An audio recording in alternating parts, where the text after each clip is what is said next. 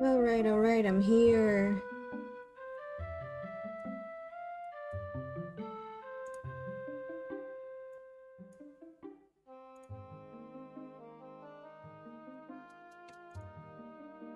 It is so goddamn hot out. Hello, chat. Oh, I'm small. Why am I so small?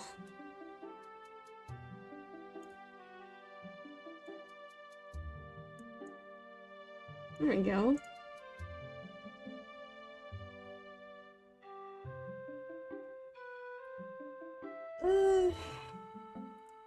Guess whose internet is finally faster and better?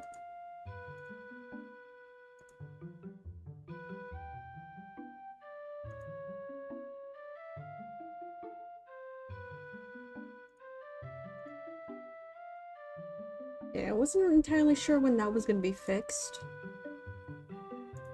I was very worried it was gonna stay a thing for a long while, but it fixed itself after a day.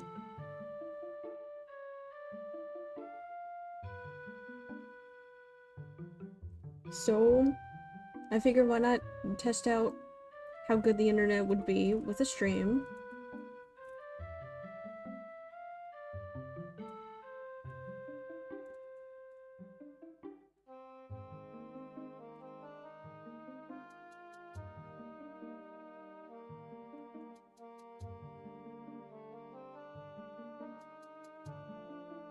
I mean, seems to be holding up pretty well. Here.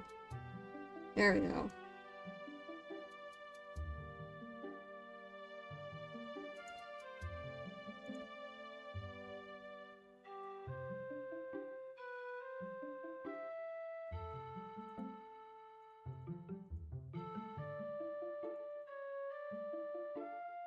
Also, the other reason that I wanted to do a drawing request stream is that I need to buy edible goods.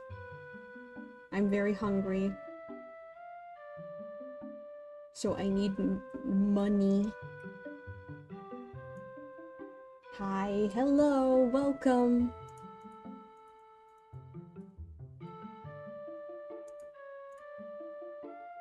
Welcome to the stream.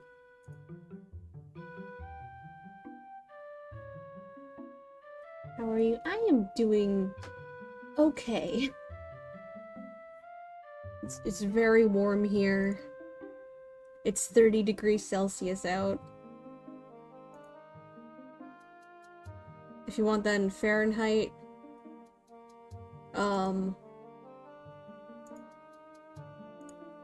let me check. 87 degrees Fahrenheit. So, I'm melting.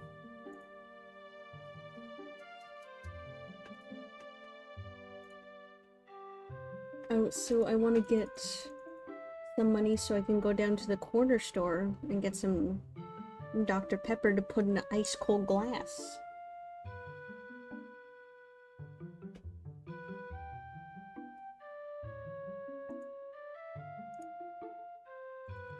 I need my drinky.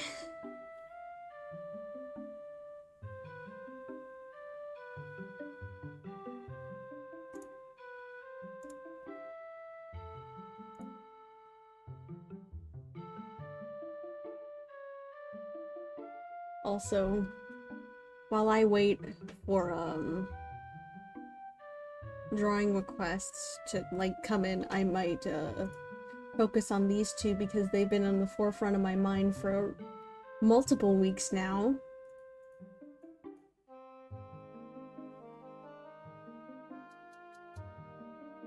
This is Wolfgang, and this is Masio. Well, this is Raven. This is Masio. Same person, different, you know, this is a more of a secret identity. They very much dig each other. I don't give a shit what they say in canon.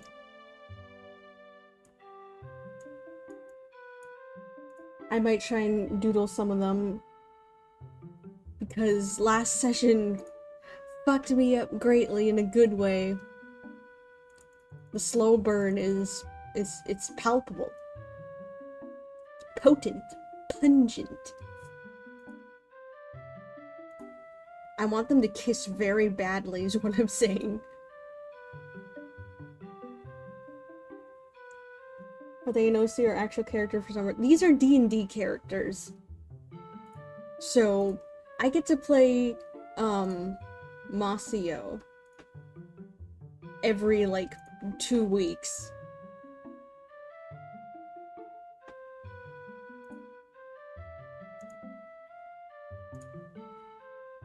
So OCs. No, they're D&D characters. There's a difference. I think.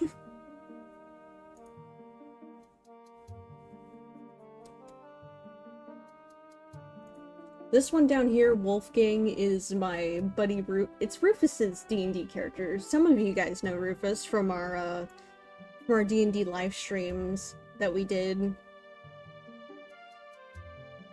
But yeah, this is Rufus's character. His name is Miles Wolfgang. He's fucking awesome.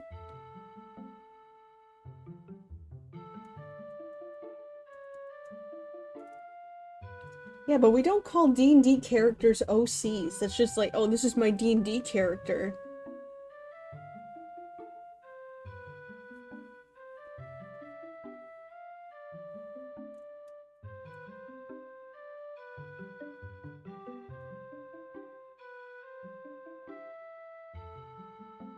Okay, so to go off a little bit about these two, and I'm gonna give you guys what happened this week, because it was it's very the tension is there and I want to eat it. So here's something that I sent to my friend Eve. More about these losers from this week. Wolfgang bought her a personalized katana with the instructions on the handle, I want some Japanese inscription pronounced Mokin, which means bird of prey, inscribed on it, along with her favorite color, which was pastel pink. It was because the katana, it's crystal clear, and it has an LED in it, which can, like, you know, produce a color, and her favorite color is pastel pink. And so she's like, okay, I'm gonna get you something. Won't tell you what it is, though.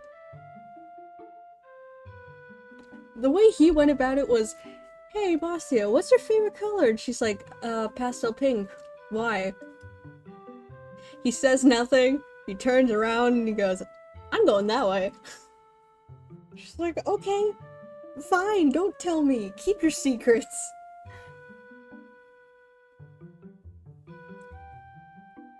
And on another note, upon asking why he got it for her, he basically said, you are a remarkable asset to this company and a very dear friend of mine. I thought you deserved something special. Masio wonders if it was easy for Wolfgang to read her when they first met. He thinks that there are underlying complexities to her due to her loyalty and kindness she's shown to him, but she admits that there's nothing complex about her, and that all she's done for him is simply due to the fact that he sees her. Masio admits that she was taking on extra jobs in order to help the company earn money for something she wants to get Wolfgang, and earn money for something she wants to get Wolfgang. He said he appreciates all that she's done for him and his dream, but also wants her to take care of herself and dream for herself a little. She doesn't have a dream of her own. Masio apologized for her condition her condition of employment when they first met, which was to hang out after work hours, and that she felt super guilty about it after a short period of time. But Wolfgang never saw it as a condition, and even offered to take them both out for drinks right then and there. King. Masio asked Wolfgang if the new cyberware he got would be the last one he would get. With his hand in hers, he promises that it will be the last, and that he will never change for the worse. And another thing I forgot to add, Wolfgang said, "You're my raven after all. I want to see you soar in the skies." So, You can understand why these two have been in the forefront of my mind for the past few weeks.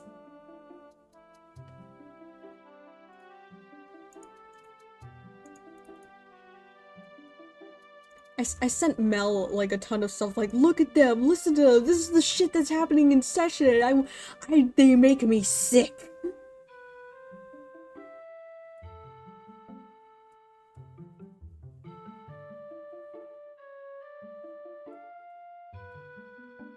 If you guys want to see the katana that he bought her, it was worth $5,000.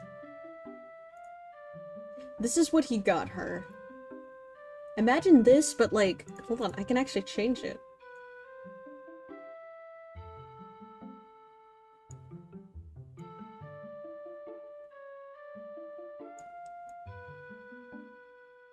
It's not pastel pink, but you get the idea, right?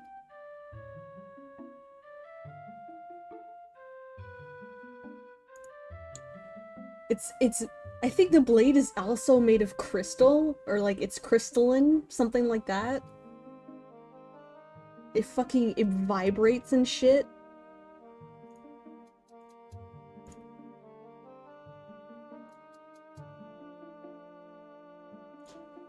Actually, let me go get the description of this katana.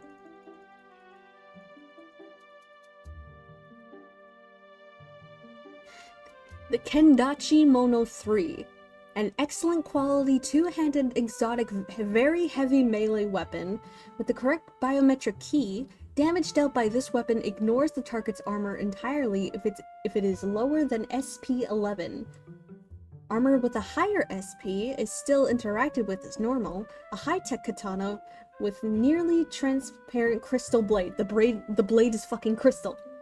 Orbital crystal reinforced its redesigned microscopically serrated edge, which vibrates 4,000 times a minute when its handle is gripped by a user with the correct biometric key. In the hands of a user without the correct biometric key, the blade will not vibrate, leaving it only an excellent quality two-handed very exotic heavy melee weapon. At no additional cost, any color of laser can be installed into the hilts to refract within the crystal blade, giving it a flaring neon glow. The most popular color is red. But no, for her it's pastel pink.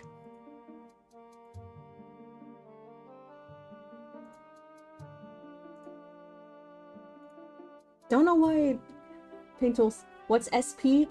Don't know. You think I know what SP is?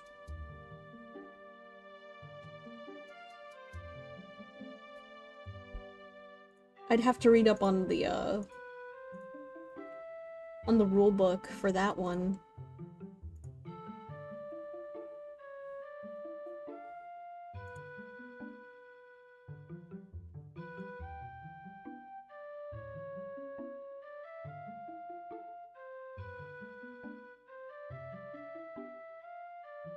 You guys may have seen me post on Twitter about these two. Hold on.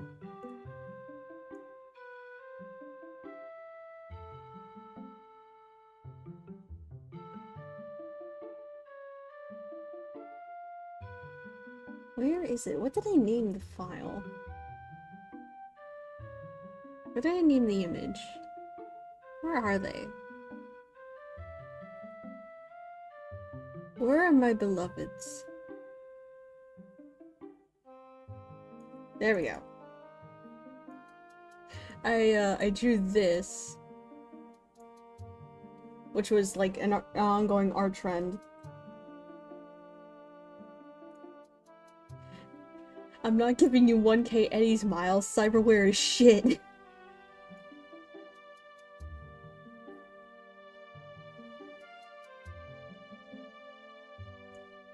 Like, I love these two so much. They're so silly. This was after, Wolfgang was looking to get some new cyberware installed, which, we figured out was a very bad idea, because if he did install the two cyberware that he wanted, then his empathy in humanity would tank, and he would straight up just get cyber psychosis. Which is not good if you know the cyberpunk lore. So, and Masio has 0 cybernetics installed to her. She's all organic, and she doesn't believe in, like, putting that stuff into your body.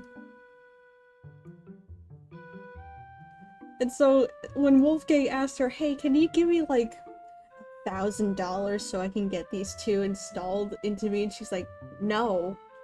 Why would I do that? I post about these 2 a lot on my Twitter.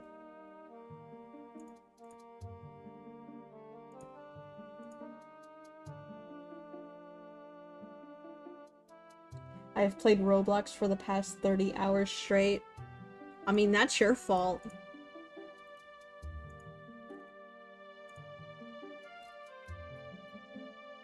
Get on my level playing Overwatch for 213.5 hours.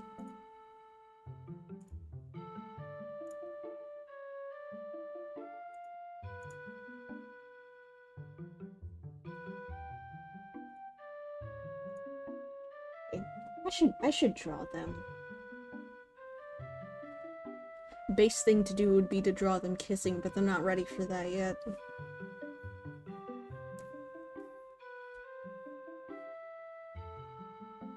I bought Lifeguard, Hog, and Cutie on that game. Yeah, you weren't the only one. Matt spent $50 last night on the new skins.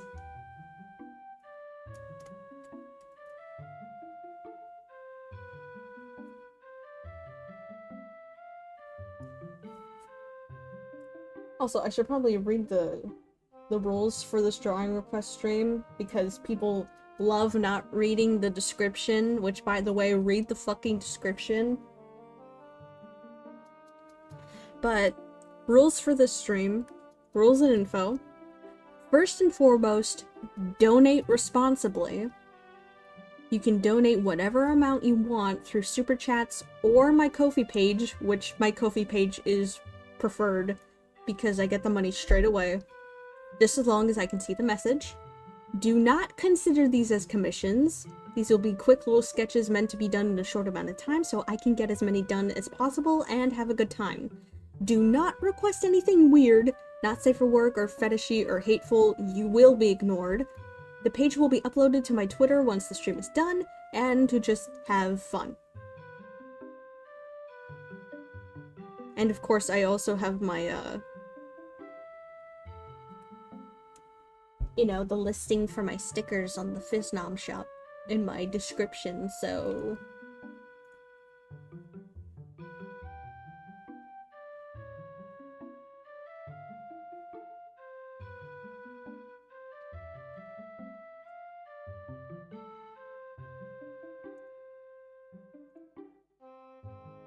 Hey! Welcome to the blockchain! What a slow day.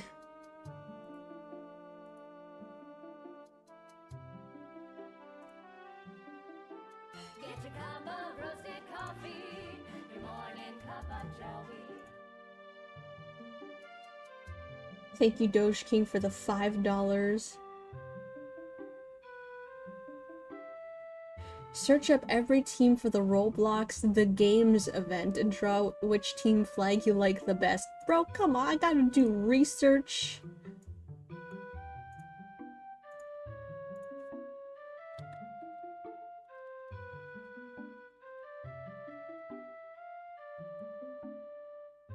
Let me see this.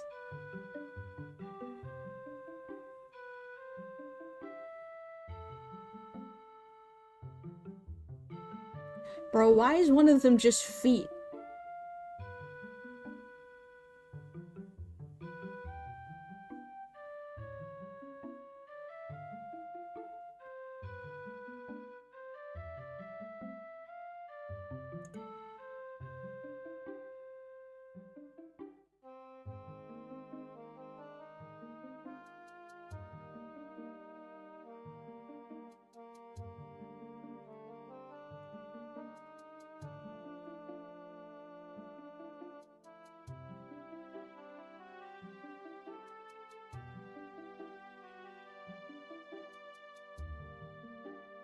Like, bro, what the fuck is this? What is this? Explain yourself. Dan? Dan Schneider? Is that you?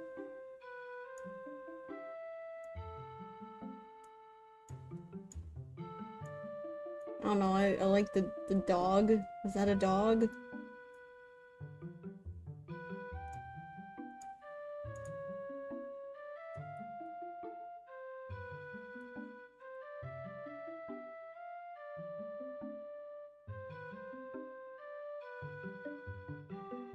We'll say it's a dog.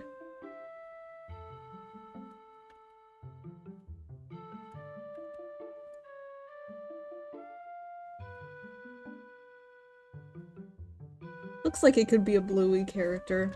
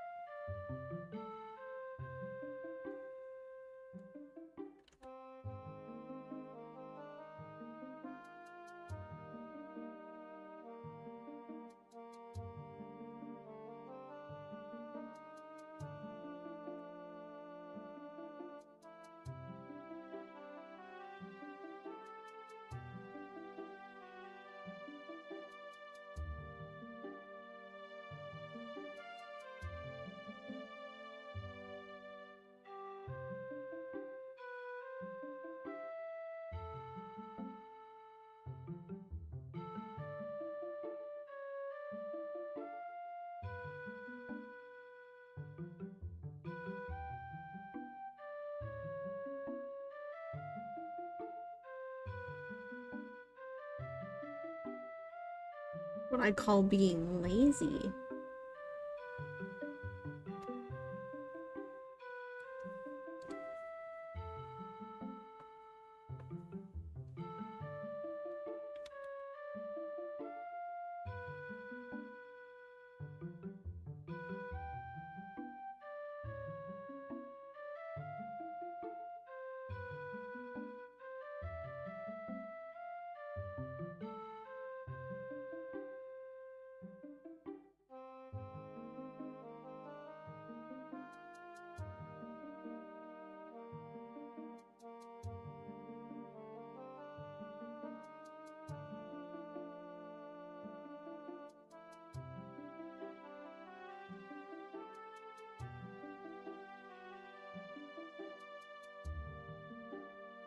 Also, yeah, that is a dog. Okay.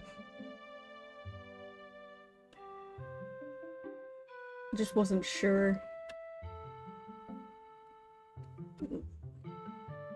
There we go. Now it's chubby and cute.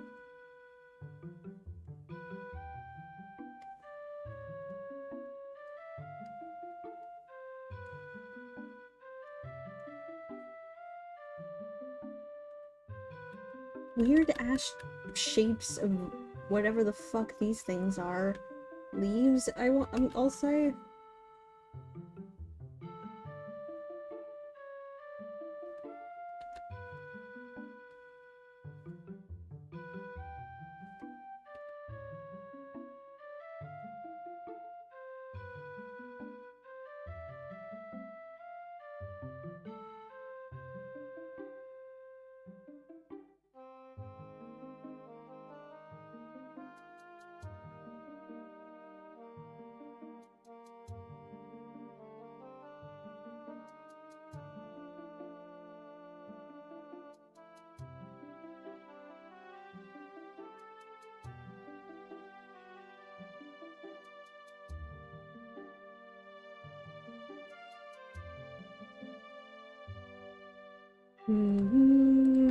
Da, da, da, da.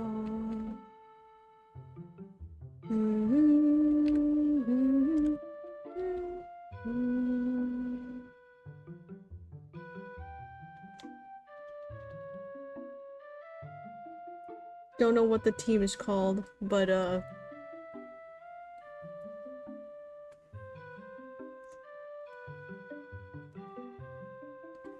here.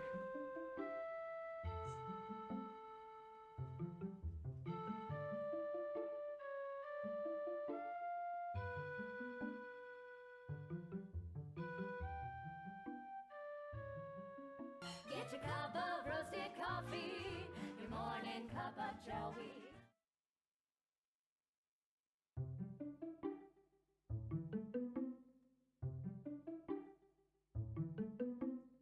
Ba-da-da-da-da. Thank you for the $3 US.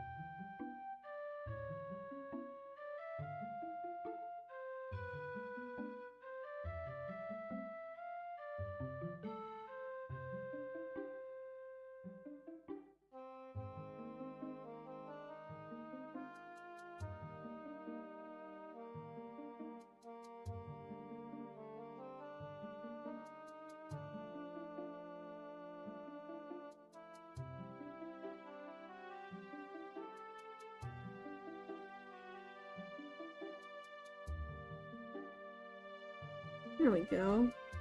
I mean, look at the other one now. Ba-ba-dum-bum-bum.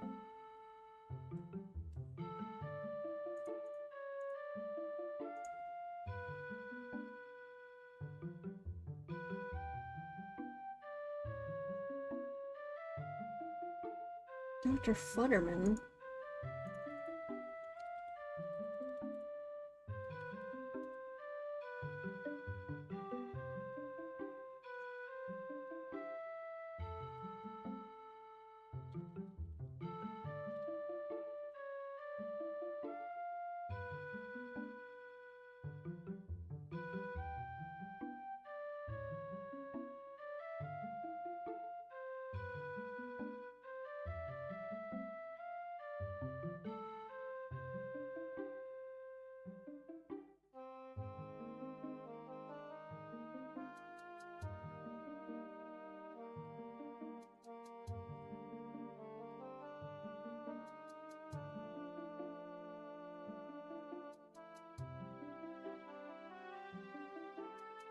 We'll do this one, because I think it looks cool.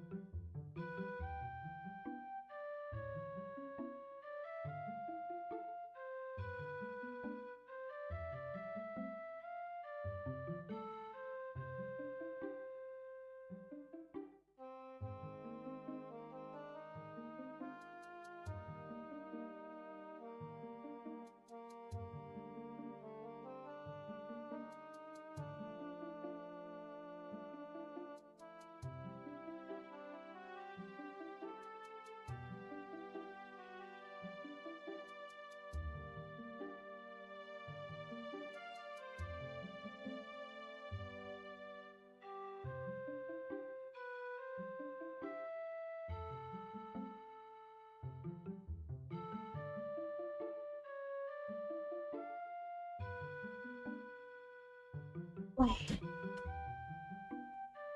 All the team's captains are YouTubers, and of course Cat Team is the one that's winning because it has the most famous Roblox YouTuber of all time on it. Why did Roblox not think of this? Why does Roblox not think?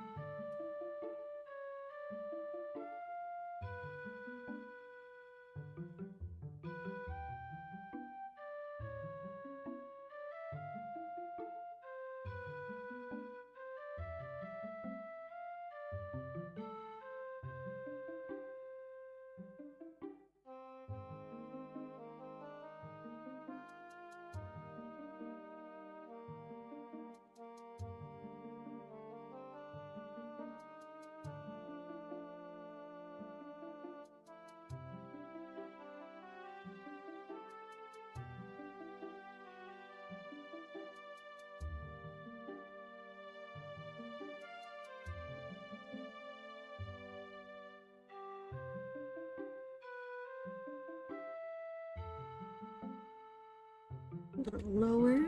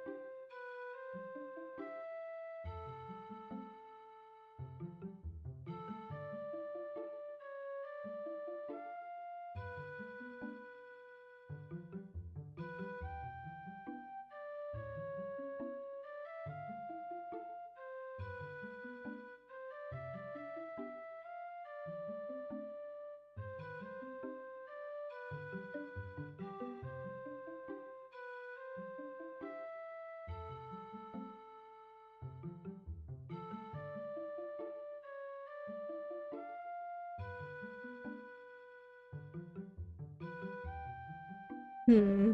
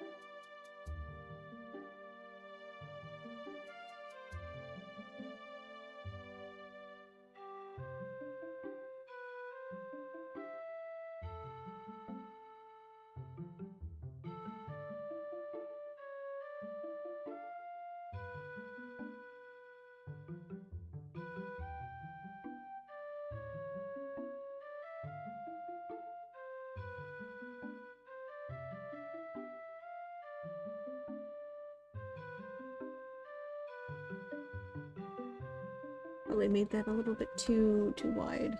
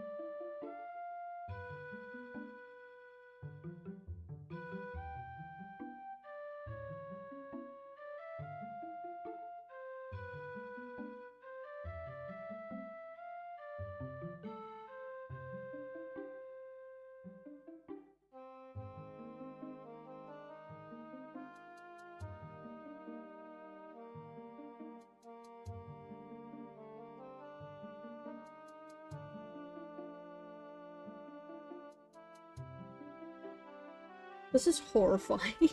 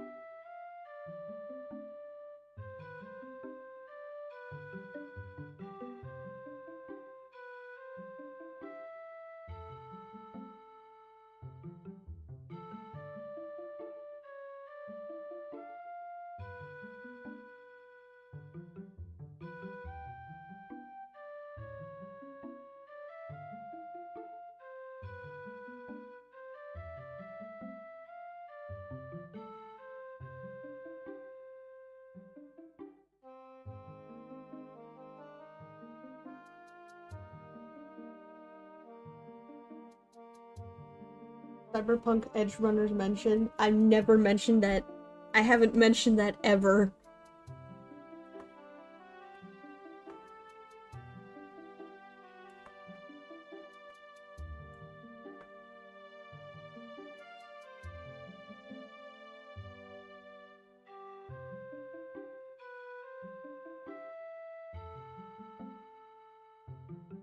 What do you mean?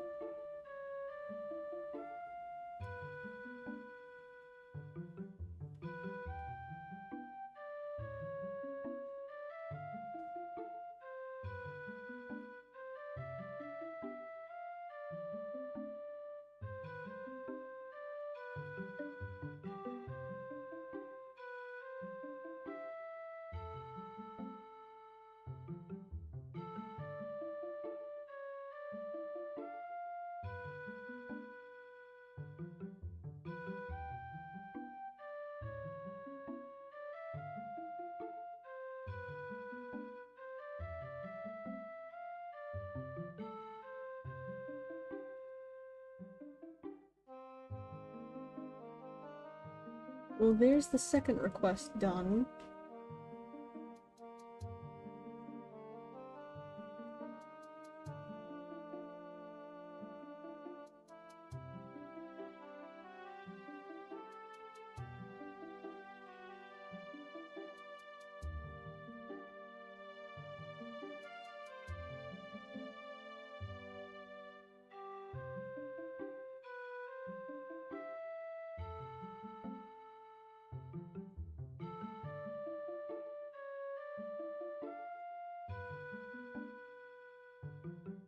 Bum, bum, bum, bum.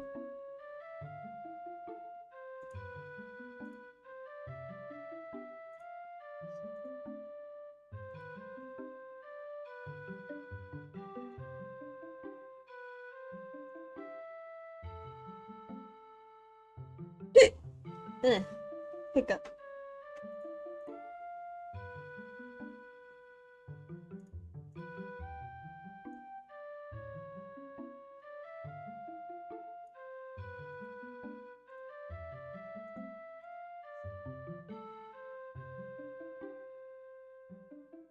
Bum, bum, ba, da, ba, ba, ba, ba, ba. Bum, ba, da, ba, da, bum, bum.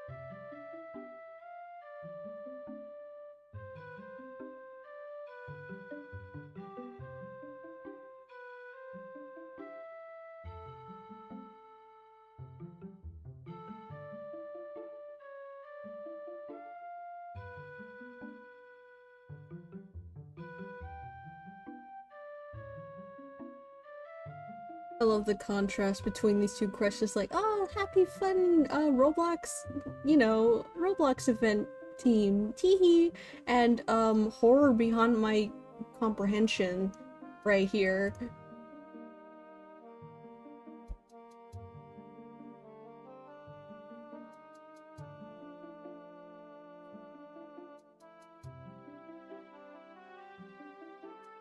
Oy, oy, oh, oof.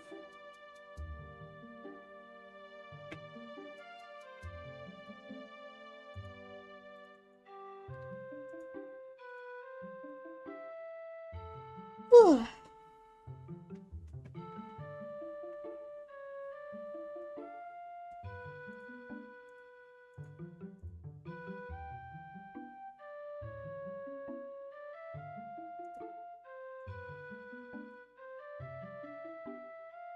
Dr. Futterman is the goat. I wouldn't know. I've been playing the Outlast Trials. Phil said I'd like it. So I trust him. Which is a bad idea. Never trust Phil.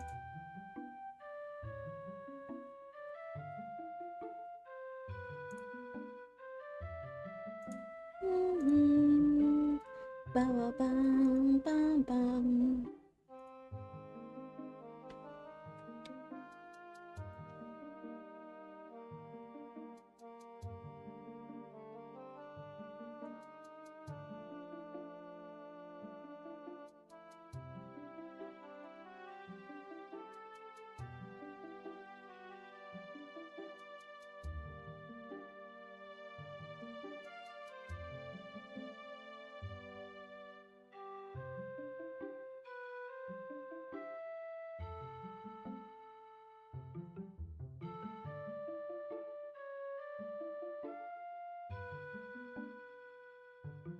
It's such a good multiplayer horror game, but also really fun if you're playing solo. I can't play horror games solo. I will cry.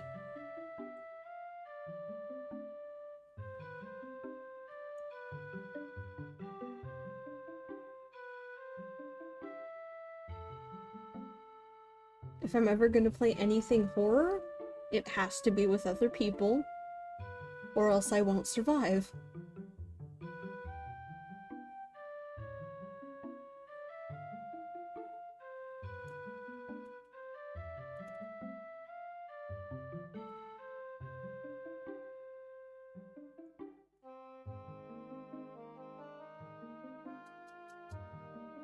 You wanna know something that it's been used in a lot of like analog horror, but you know what I can't like take?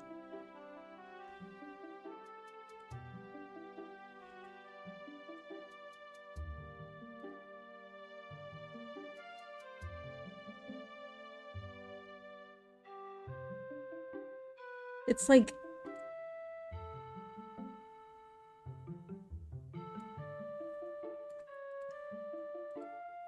eyes that are like this.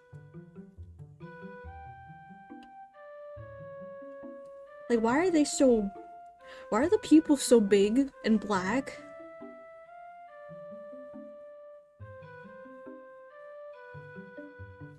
Like, I don't like it. I don't, or like, if they're like all big and shit.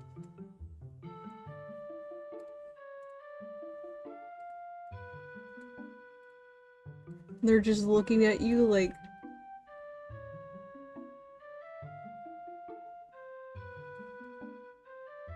Ew, no, that made me uncomfortable. Ew, never again.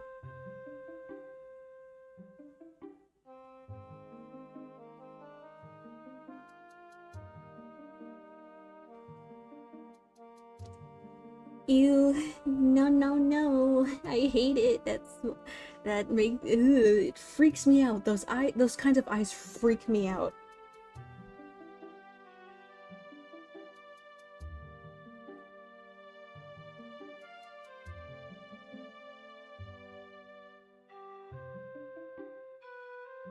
Cats and large or pupils when they're about to tackle their prey could be why it activates fight or flight.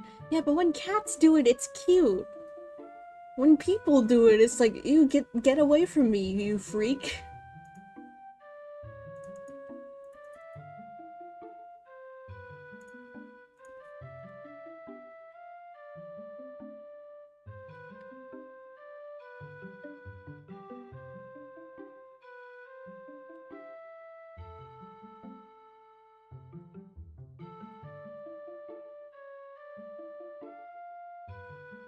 I mean, like, come on. This is adorable. Put that on a person? Disgusting.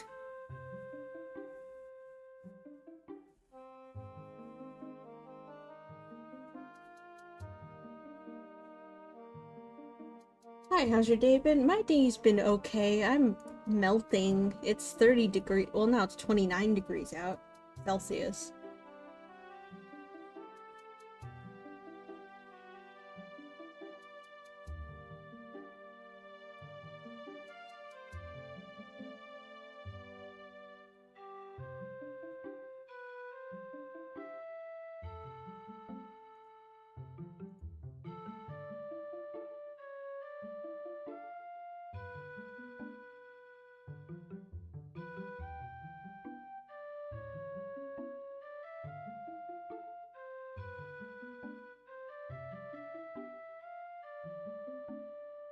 What's my favorite analog horror? I don't know if I have a favorite analog horror. I'm not a big analog horror person. Though I was there for the Vita Carnus stream with Phil, and I enjoyed that. It's very Canada based, so I feel represented.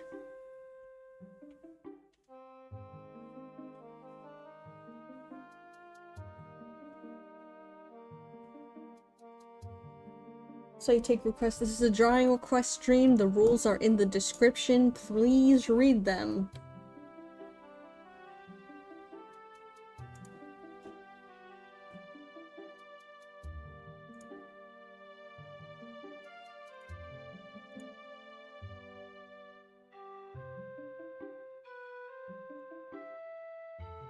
Man, my stomach has not been happy with me the last few hours.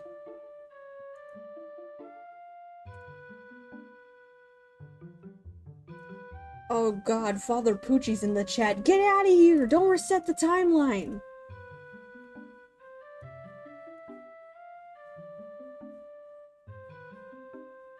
Fact!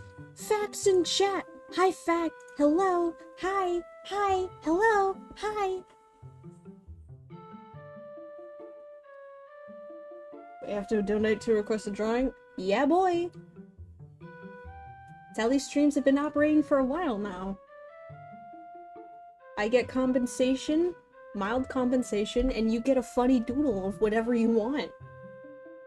Hi! Hi, Fact! Hi! Hey! Hello! I'm the only one who's nice to Fact. And then in our fucking SMP chat, everyone's like, fuck you, Fact, I'm gonna kill you, Fact. I'm like, damn. I won't do that. They're so mean.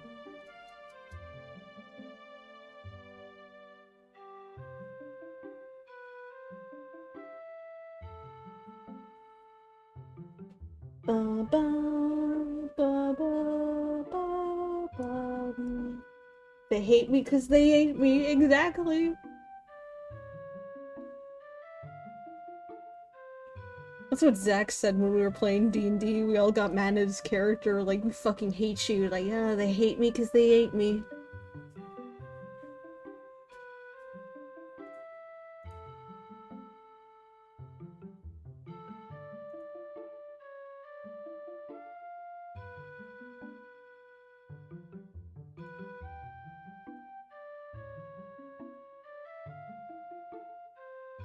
What? You shut up, Father Poochie. Get the fuck out of here, you priest. Not that there's anything wrong with being a priest.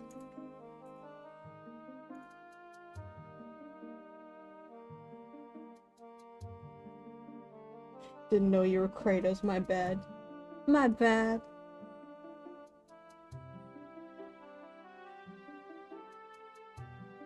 Good save, good save.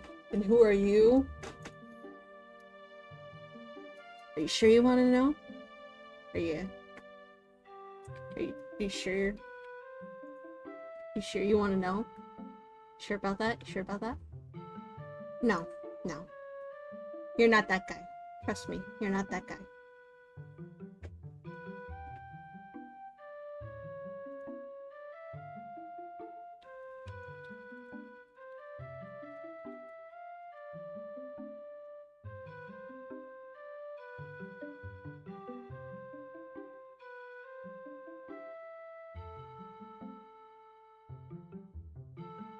Because I am him. Nah, bud, you're not him. You think you're him, but you're not. You're not that guy, trust me. You're not him.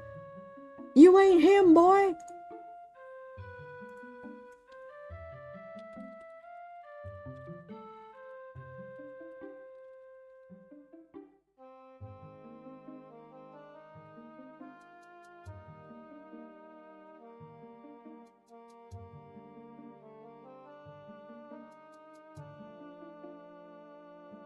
You're not me. Yeah, I'm glad I'm not you. God. Thank God.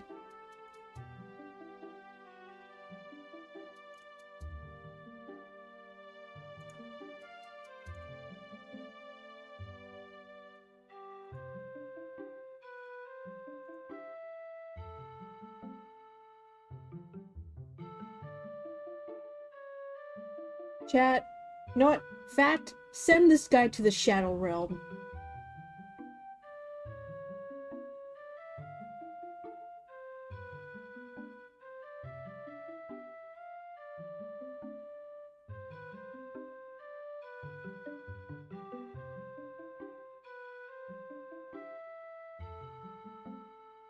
Shadow Realm time. Chat, make this guy Batman. Mods, get his balls.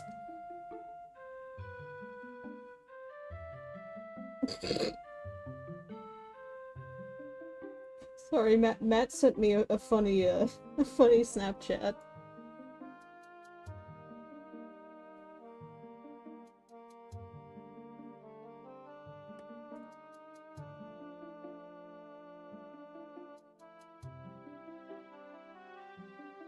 Let's go. You were the boss. It's Shadow Realm time. You're not that guy, pal. Trust me. Trust me, you're not that guy.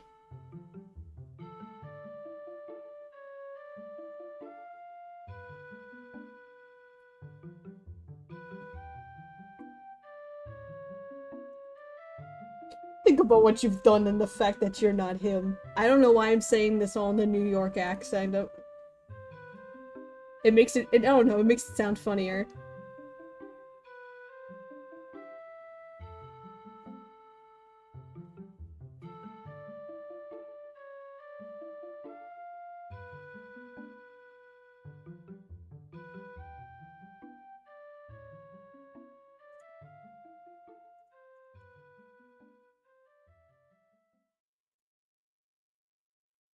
Bro, trust me, you're not that guy.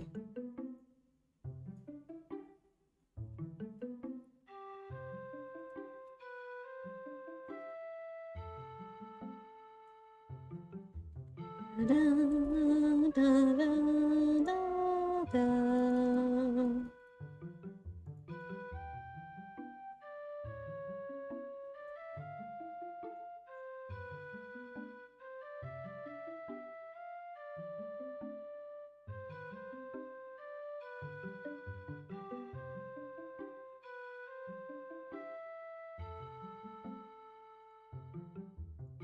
This is what happens when I give facts a small percentage of power. I tell him to do something and he's like, yeah! Yeah! Let's fucking go!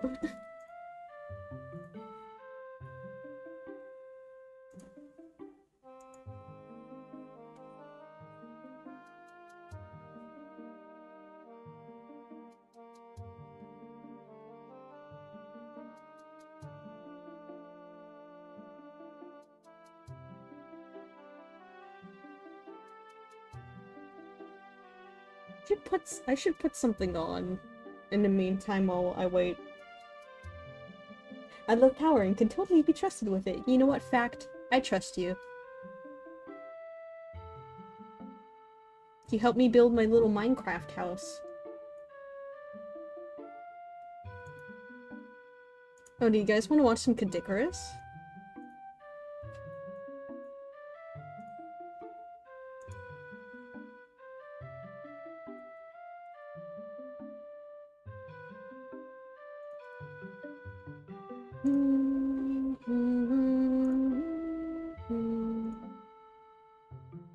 Mainly because I am bored.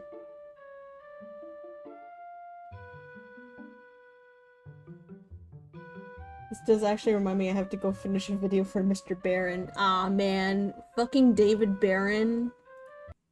What a loser.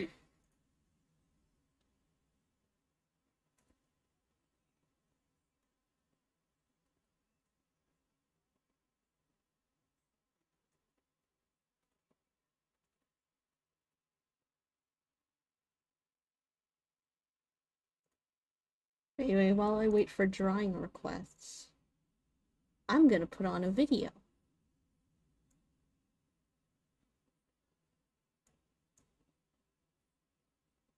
Because I'm bored.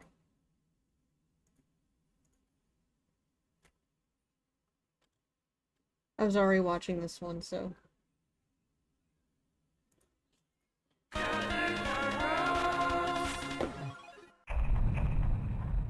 Oh, you're a great-looking bathroom. We just need one more thing to tie the room together. Perfect. Hang on. In Animal Crossing, there's a urinal. Game theory. My villager has a wang. I think I've been playing too many games. Can I go outside yet? Oh, yeah. The C in David Barron stands for cool. There is no C in David Barron. Oh, I see.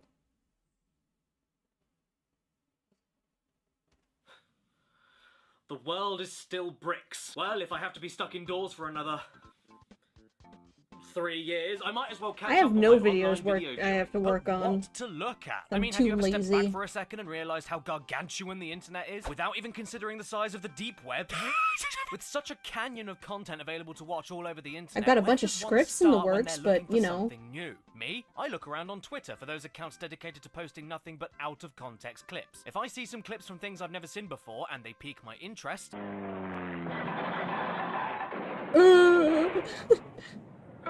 then that's the next thing I want to watch. I mean, yeah, most of these accounts are for kids shows that I really couldn't care less about, or old TV shows which are really This video is difficult to fucking start insane, binge-watching by the because way. they're hard to find online, like Scooby-Doo out of context, Sonic Boom out of context, or Hannah Montana. But every so often you'll find a pot of gold. And no, I'm not talking about out-of-context Saudi football. Alright, I'm or gone. out-of-context Get Mamma outta Mia. here. Oh, I'm talking about Get outta out-of-context here. accounts of YouTube shows. I'm getting you for this.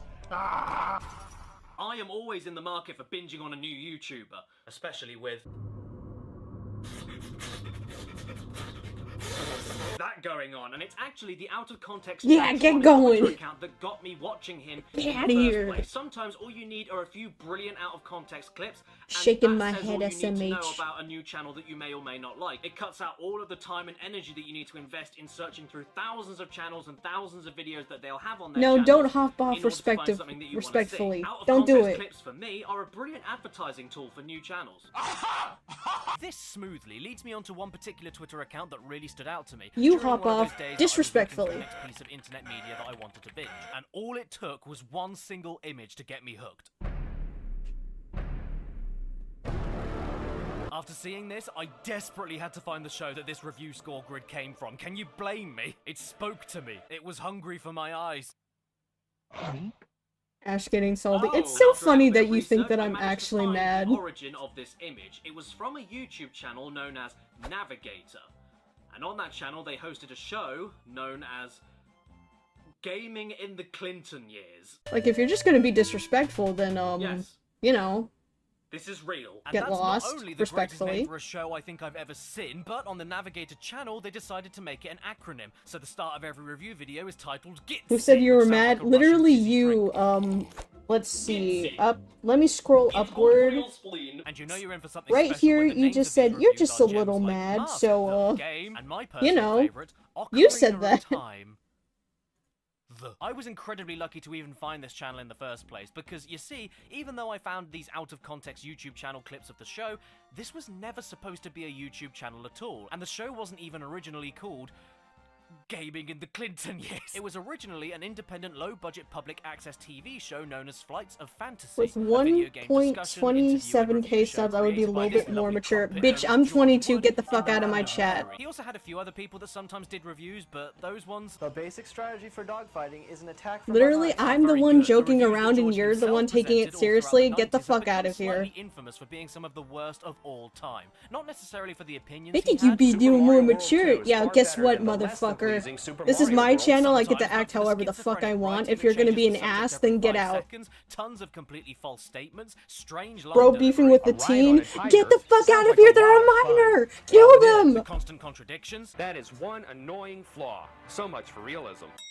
Realism is getting boring in video Bro's a games. father The fact that he Poochie could stan, what the rarely fuck was finish I any single game expecting? he reviewed because of how bad he was at playing them, so just use cheat codes to skip to the ending. The following password will get you into the next level in Death Heem. Jokes that fall so flat they make you shrivel up. Music that has a totally cool beat. And extremely questionable comments that make absolutely no sense to anybody. In Tomb Raider 3, Alright then, back create to a our storyline in which regular Lara gets scheduled breast cancer. programming. What have I become? We guarantee the gaming world would be shocked, stunned, and moved at the effort to make Lara's character more meaningful. You know that Lara Croft? The millionaire explorer with handguns and a mysterious family history? I know how to make her character more meaningful. Give her a tumour! The Navigator YouTube channel stands for the National Academy of Video Game Trade Reviewers, which is really bloody I stretching just it don't for an know why acronym, they and all did was I don't know archive all of why the individual they game named reviews it that were a Gaming part in of the original Clinton TV Years. show and re-upload them under the new title of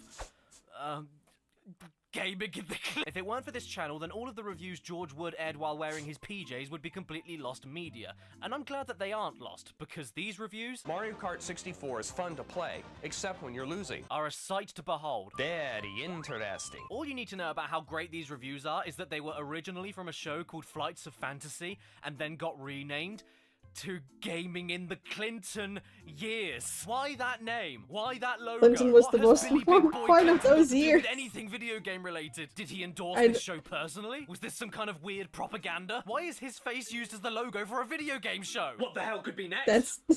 That's what I'm asking. Washing in the Lincoln years? And what about that pricky little theme song? I don't know if it's an original or if it's from a game or something, but god damn it, it matches the absurdity of the title card perfectly.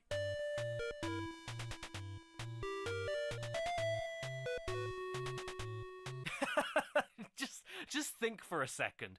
You're making a game review show. I like the You name it, transition from the Gaming in pencil the drawing Clinton to the years. actual You photo. plaster William Smirk staring right at you, and then include the most simplistic yet ominous 8-bit tune of all time that gives the impression of Clinton stalking you. And the title of this video today isn't lying to you. When I said I was looking for my next binge watch, I meant it. Which is why I plonked my ass down, got comfortable, and forgot I needed to wash that super glue off my pants as I watched 287 of these reviews. Yuck, yuck, yuck. 287 of Yuck, possibly the yuck, worst game yuck. reviews of all time. And as far as I could tell, this is every review available from Clinton's lapdog that you can find on YouTube today. By the way, 3 of these weren't presented by George, but you still got to see the plaque on Billy's teeth. These allegations. And you'd think that's all I would have to say about the history of this show. But then you go to the Navigator YouTube channel and notice that there aren't 287 videos on there. There's 1,322. So how many Clintons are hiding in there? Well, if you know anything about me, I may not be stubborn, but I am extremely stubborn. So I went into the upload history of this channel and scrolled through all of the 1,322 videos. Screen's to gonna figure go out black what the for a rest of second, the but videos were. And bear what I with me. discovered Listen- is just listen as to it. interesting as the reviews themselves. Enter the Gecko is Gex's second Gex game. That will get you Gex-cited. Okay, maybe the reviews are better. Out of the 1,322 Gaming in the videos, Obama we already years, know that let's go. 287 are reviews, so that's easy enough. And then I counted a total of 767 videos dedicated to random B-roll, hints and tips, and occasional interview clips that have nothing to do with the reviews. You know, random cutscenes, endings, walkthroughs, intro cinematics, behind the scenes, promotion reels, stuff like that. And considering that most of these videos are less than 20 seconds long, most of these are really not worth talking about. Illusion of Gaia. One of the best stories ever for a video game. Someone please turn this into a movie. Be forewarned, the pig sacrifice is a shocking, dramatic twist. No joke, that's the whole video. The more lines you make, the more points and surprises will come your way. Wait, you get surprised when you play Tetris. What's there to be surprised Tetris? about? Oh my god, it's a block! I've never seen one of them before! I mean, there's even one video here titled Metal Gear Solid Psycho Mantis, and with it being a walkthrough video, you'd think that it would give you hints and tips to finding and beating Psycho Mantis, right? No! What are you? The floppy old sack? In fact, what you actually get is 3 I guess we're minutes of gaming George telling in you the what in the happens in Biden the years story, right and then now. you get 10 seconds at the end of the video explaining Psycho Mantis. Just put your controller in the second controller port on the PlayStation. If you do this, he'll go down easily. That's it, that's all he says, in a video titled Metal Gear Solid Psycho Mantis. And the gameplay on display here is Metal Gear quite Solid frankly Psycho embarrassing. Mantis.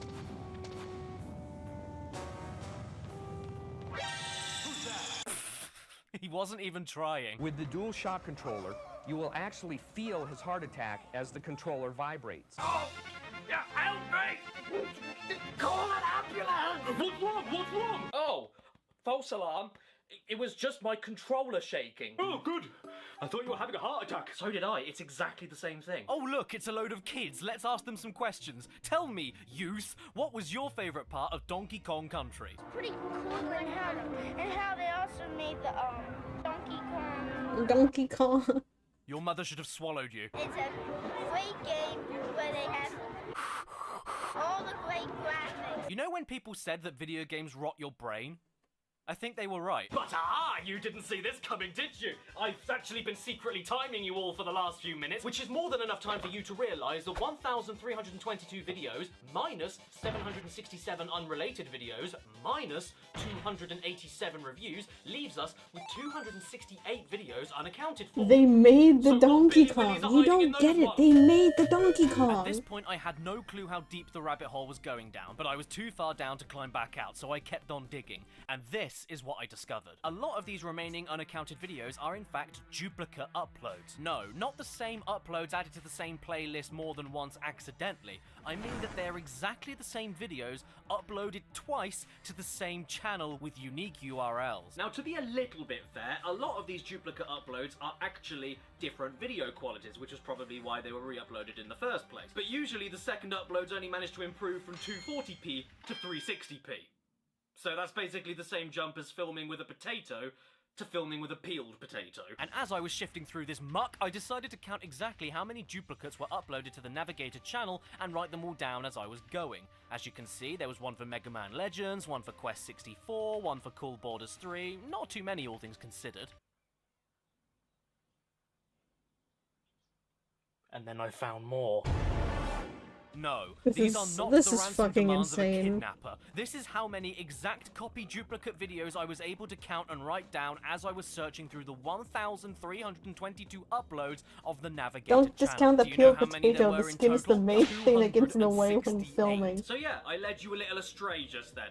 Those remaining 268 What are you videos talking I about? mentioned Did I earlier, miss something? 268 videos unaccounted for. They're all duplicate uploads.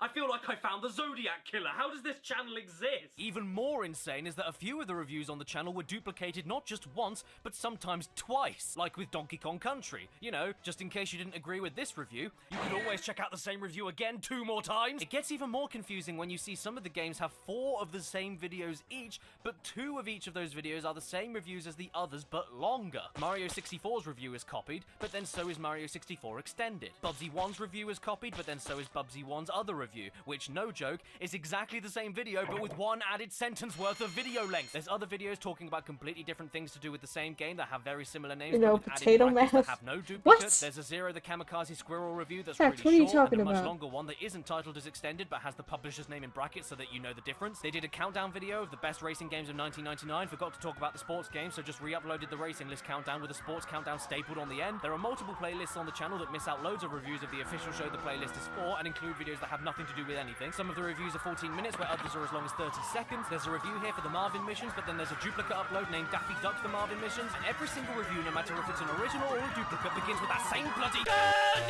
mix this all together and you're left with a channel that's about as clean as measles. So to be more accurate, in order for me to check which reviews on the channel were indeed duplicates, I ended up watching not just 287, but in total 555 videos. I know, I should have stopped I'm at lost number in the potato sauce. Okay, 402, fact. but I needed to be sure. Even better, if you check the first ever I hope you uploads have made fun to the in the channel, potato you'll see that sauce. the Super Mario 64 review is actually number 386. So all of those 287 reviews I watched for this video, that isn't even all of them. No one knows what happened to them. George Wood is the Bigfoot of the video game industry. Let me make this perfectly clear though. Any jokes I make today at George's expense are not meant in malice whatsoever. Just I go along genuinely with love it. this show Just go along with precisely it. for how bad it is. This is not a hate campaign, and I don't want anybody to harass anyone over this video. Besides, not every single one of these reviews has something worth talking about in them anyway, either because of their length, because nothing funny happens in them, or because they're Also, just if you're not that wondering very what I'm doing, interesting. then I already did But like 2 plenty of drawing these are requests, gold. so I'm just Watch waiting this for more. cool effect.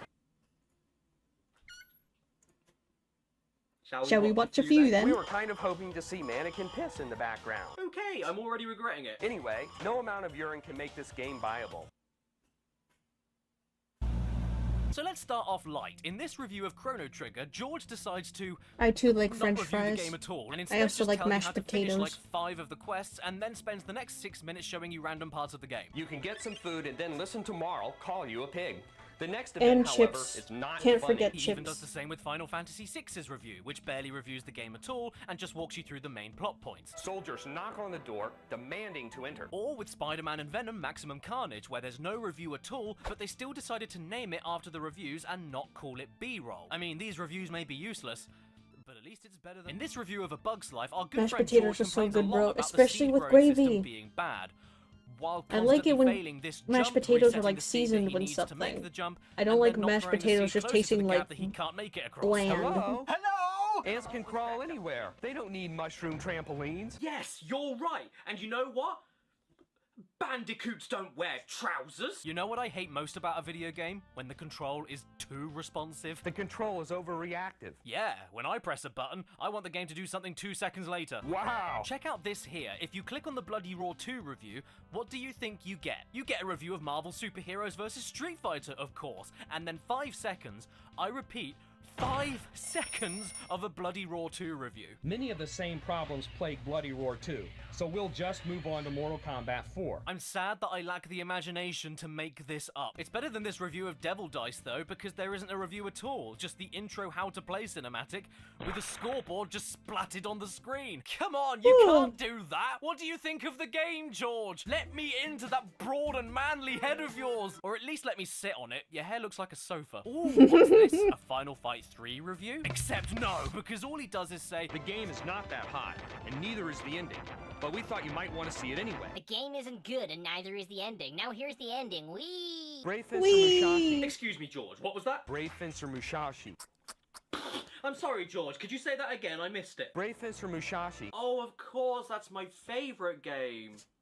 I love Brave Brave Fencer Fencer Musashi. Musashi. in one of his more famous videos talking about Castlevania Symphony of the Night, there's more to pick apart here than pulled pork. With no in-game cinemas or anything. You know, except for the plentiful voice acting? What is a man? Character building RPG elements is unique. The only and reason why I impressive, know but that almost line in full is unnoticeable because in Matt terms would of the repeat effect that on over and gameplay. over Okay, again first for of all, no how could you reason. possibly say it's impressive when you think it does What nothing? is a And man? secondly, But a miserable did we little play the same pile game? of We got secrets. far into the game, but still felt far from the end. Ah, well, you didn't even finish it. That explains a lot. We also have a minor complaint about one aspect of the game's control. If you're standing still and you swing your whip, You can't jump until the whip has come all the way back to you. Now that's ridiculous, folks. That's how Castlevania works, Georgie Porgy! In fact, if you think the Georgie RPG elements Porgy. don't do anything, why don't you equip a faster weapon to fix this problem? That is one annoying flaw. So much for realism. Ah, yes, realism.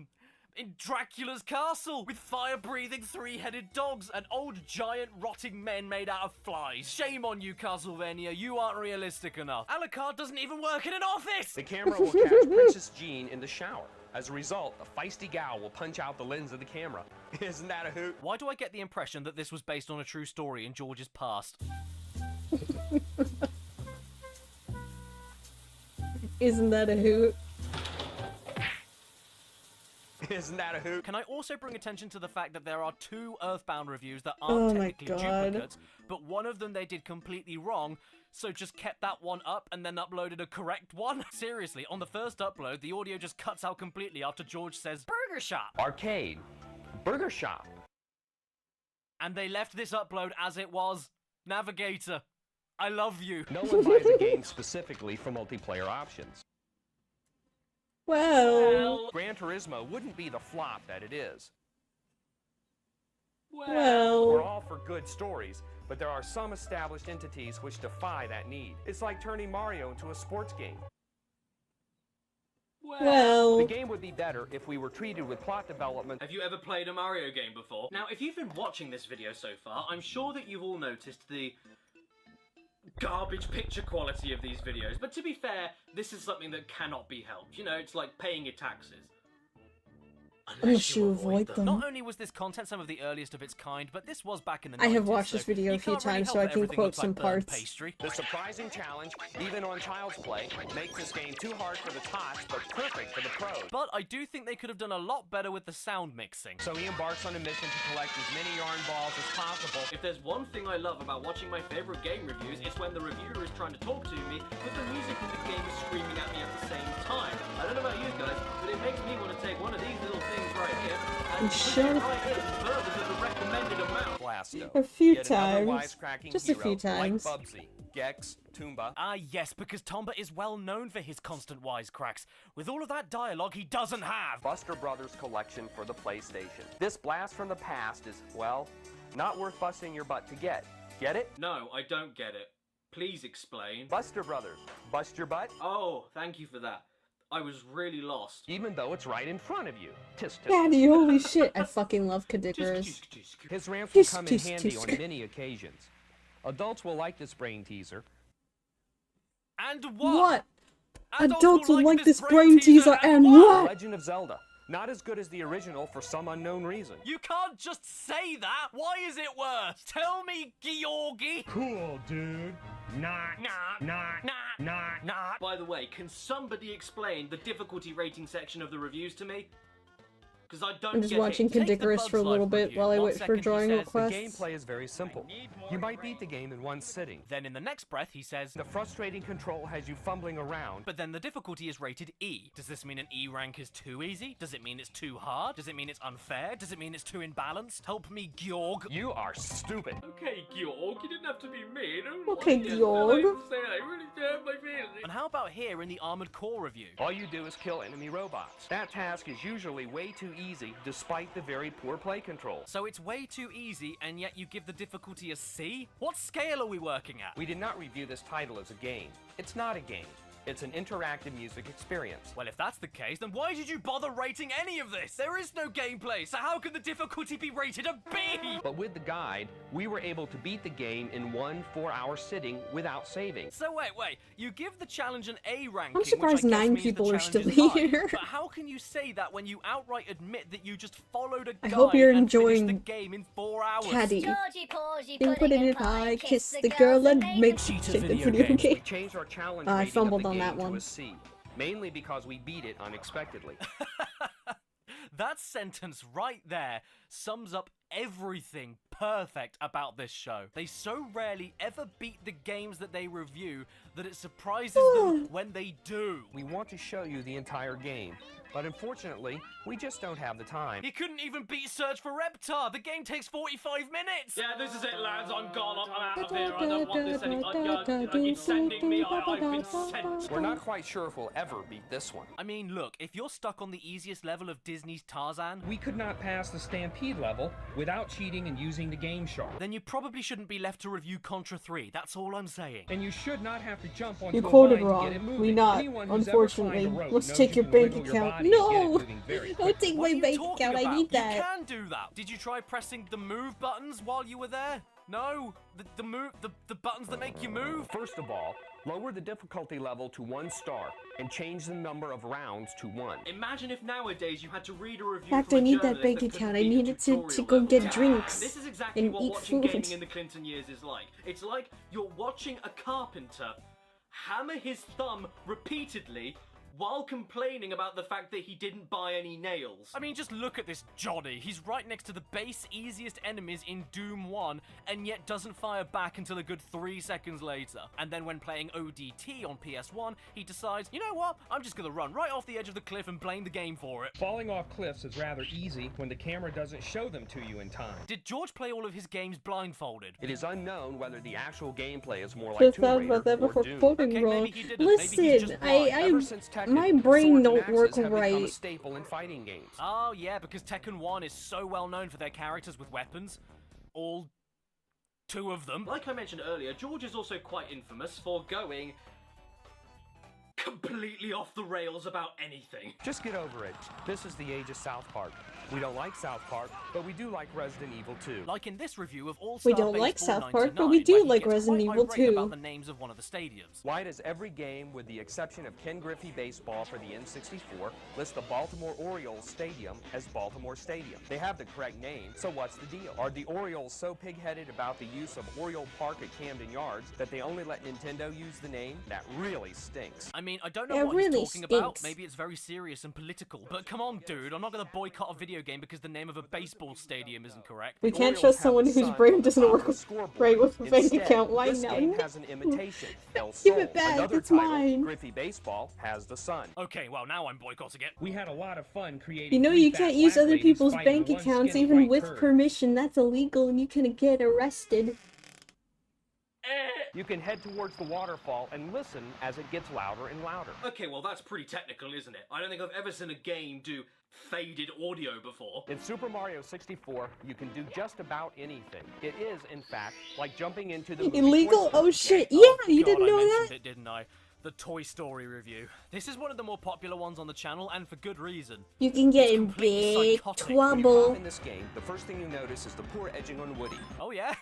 That's the first thing you notice. I know You a lot will of people not don't want to get in 7-minute review for Toy trouble. Story as a game. Instead, you get an incoherent and disconnected rant all about Silicon Graphics computers, and it's just as enthralling as it sounds. The Toy Story movie was done with Silicon Graphics computers. We don't know, however, if the game actually used Silicon Graphics computers. Why didn't Disney Interactive use Silicon Graphics computers? Disney Interactive did not use SGI computers. Donkey Kong Silicon Country was Graphics created with computers. Silicon Graphics computers.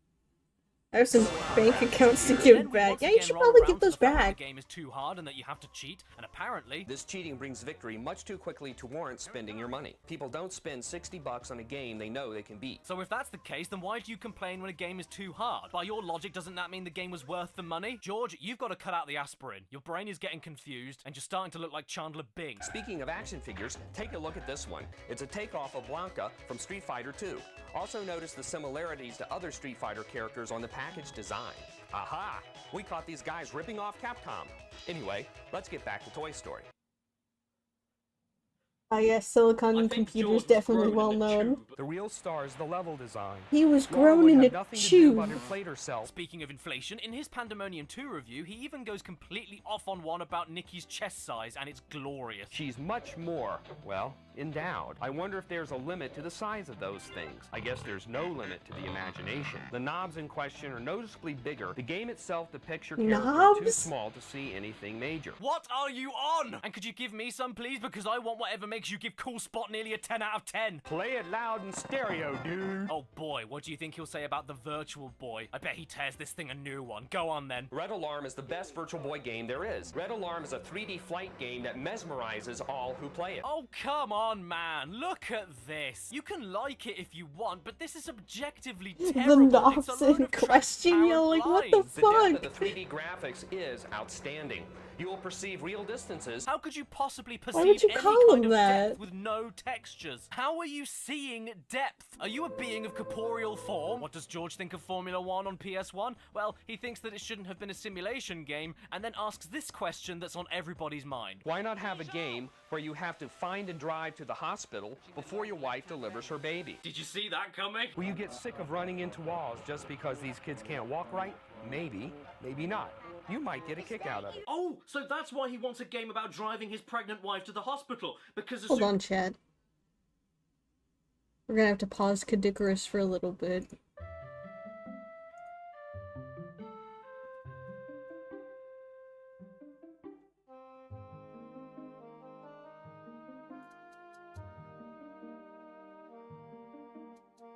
Am I having a stroke? Did this guy have a stroke?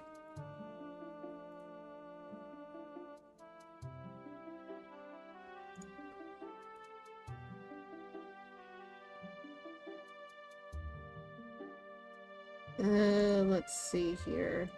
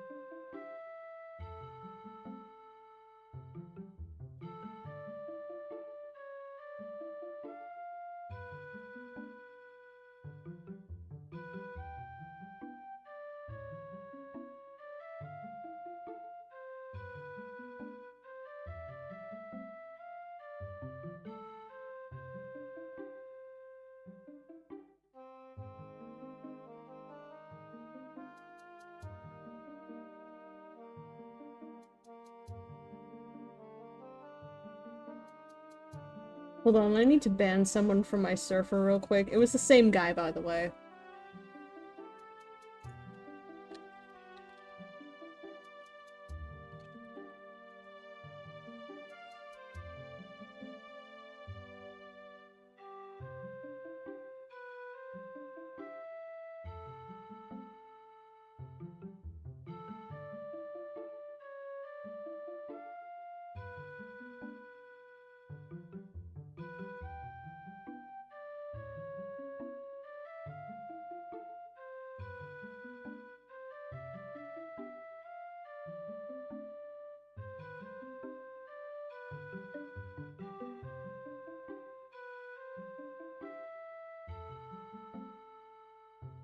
Is it that guy? Yeah, it was quote-unquote that guy.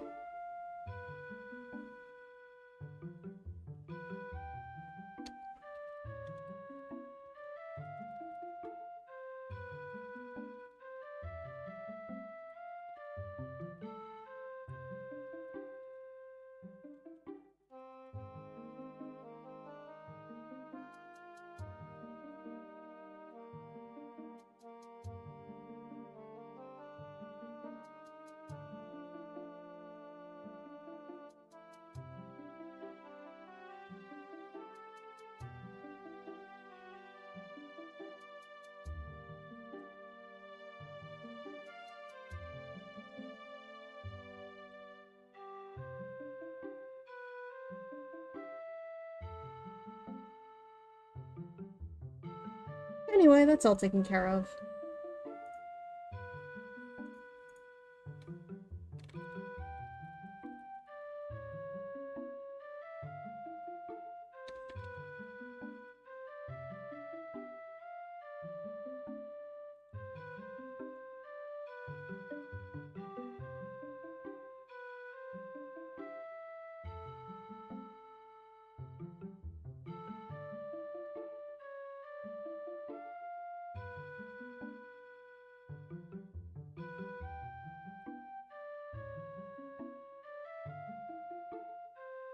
More shadow realmage? Yes!